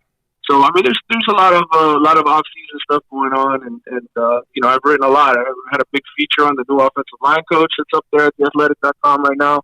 And so I would tell you, man, subscribe. If you haven't already subscribed, there's a lot of great content, not just from me and our other writers here in South Florida, but you got a whole network, man. You got the whole country, even Europe. Soccer, all of our soccer coverage overseas in the Premier League is outstanding. There's a podcast, a lot of good things. But there'll probably be some news in that hopefully here soon. Yeah. Michelle's killing it all by herself. Hey, listen, man. You know how it is nowadays. Everything's getting squeezed. They just announced today that we got another $50 million from investors. So I'm pretty sure we're going to hire somebody to cover soccer in Miami. So, yeah, well, hey, dude, you and I know that whoever covers that Inter Miami team is going to get more page views than anybody that covers the Marlins. So, that's true. The summer, that's the team to follow. It's not going to be, I'd love for the Marlins to step up, but you and I know Jorge Mas, that is one motivated dude, bro. Okay? No question. No question, bro. That guy wants to do something special, and whoever covers that, they're going to be on a pretty good beat, man. That's going to be a fun beat. Yep. There's no doubt about it. All right, Manny, as always, you're a stud, my brother. Thank you for taking some time here on our Caneswear Miami Hurricanes report. All right, brother. Take care. Enjoy your Senior Bowl. Always, baby, always. Thank you, my friend. Appreciate it. And, of course, we thank Brett and all the amazing people at Caneswear, 2511 South University Drive in Davie. Get on down there. Follow them on Twitter at Canes_wear. Go to the website, caneswear.com. If you order over $99, you will get free shipping. It's interesting. We just finished with Manny, and if you look, see those and all of that, you look over on the far end over there, that's a lot of NFL personnel that's out there. There are some fans that might be mixed in. A lot of the fans go around the stadium, but you see it's mostly NFL people that are here. I'm telling you. And all along the sidelines there, that's where our office. And then the one to its right that looks just like the big one with the pointy thing, that's the team hotel. The one on the right, the smaller one. See it? There you go. How about that? Giving you guys everything, the whole thing, the whole kit and caboodle here. So we're having fun out here at Le Senior Bowl is what it's all about. What else do we have? We got to wrap it up here on the show. We got, for now. Okay. For now, we're wrapping it up. We'll be back later. Well, maybe in a half hour, an hour, we go back on the air again and we do an interview with somebody. I will try to get some interviews now, and maybe we'll get a player also to call in, something along those lines, but we're going to shut down for the moment. Okay? If you guys have any questions when we start it back up again, it might be in a half hour, it might be an hour from now, it might be 3 hours from now. After the two practices are done, we'll do our report and we'll talk about what we saw on the field and things like that. But yeah, everything will be set here. We appreciate it as always, all of you for tuning in as always. We thank Bill as always working hard here, and we'll see you guys in a few. We definitely will. We'll see you in a few, and we'll be back giving you more coverage from the Reese's Senior Bowl. Be good out there. This is the Big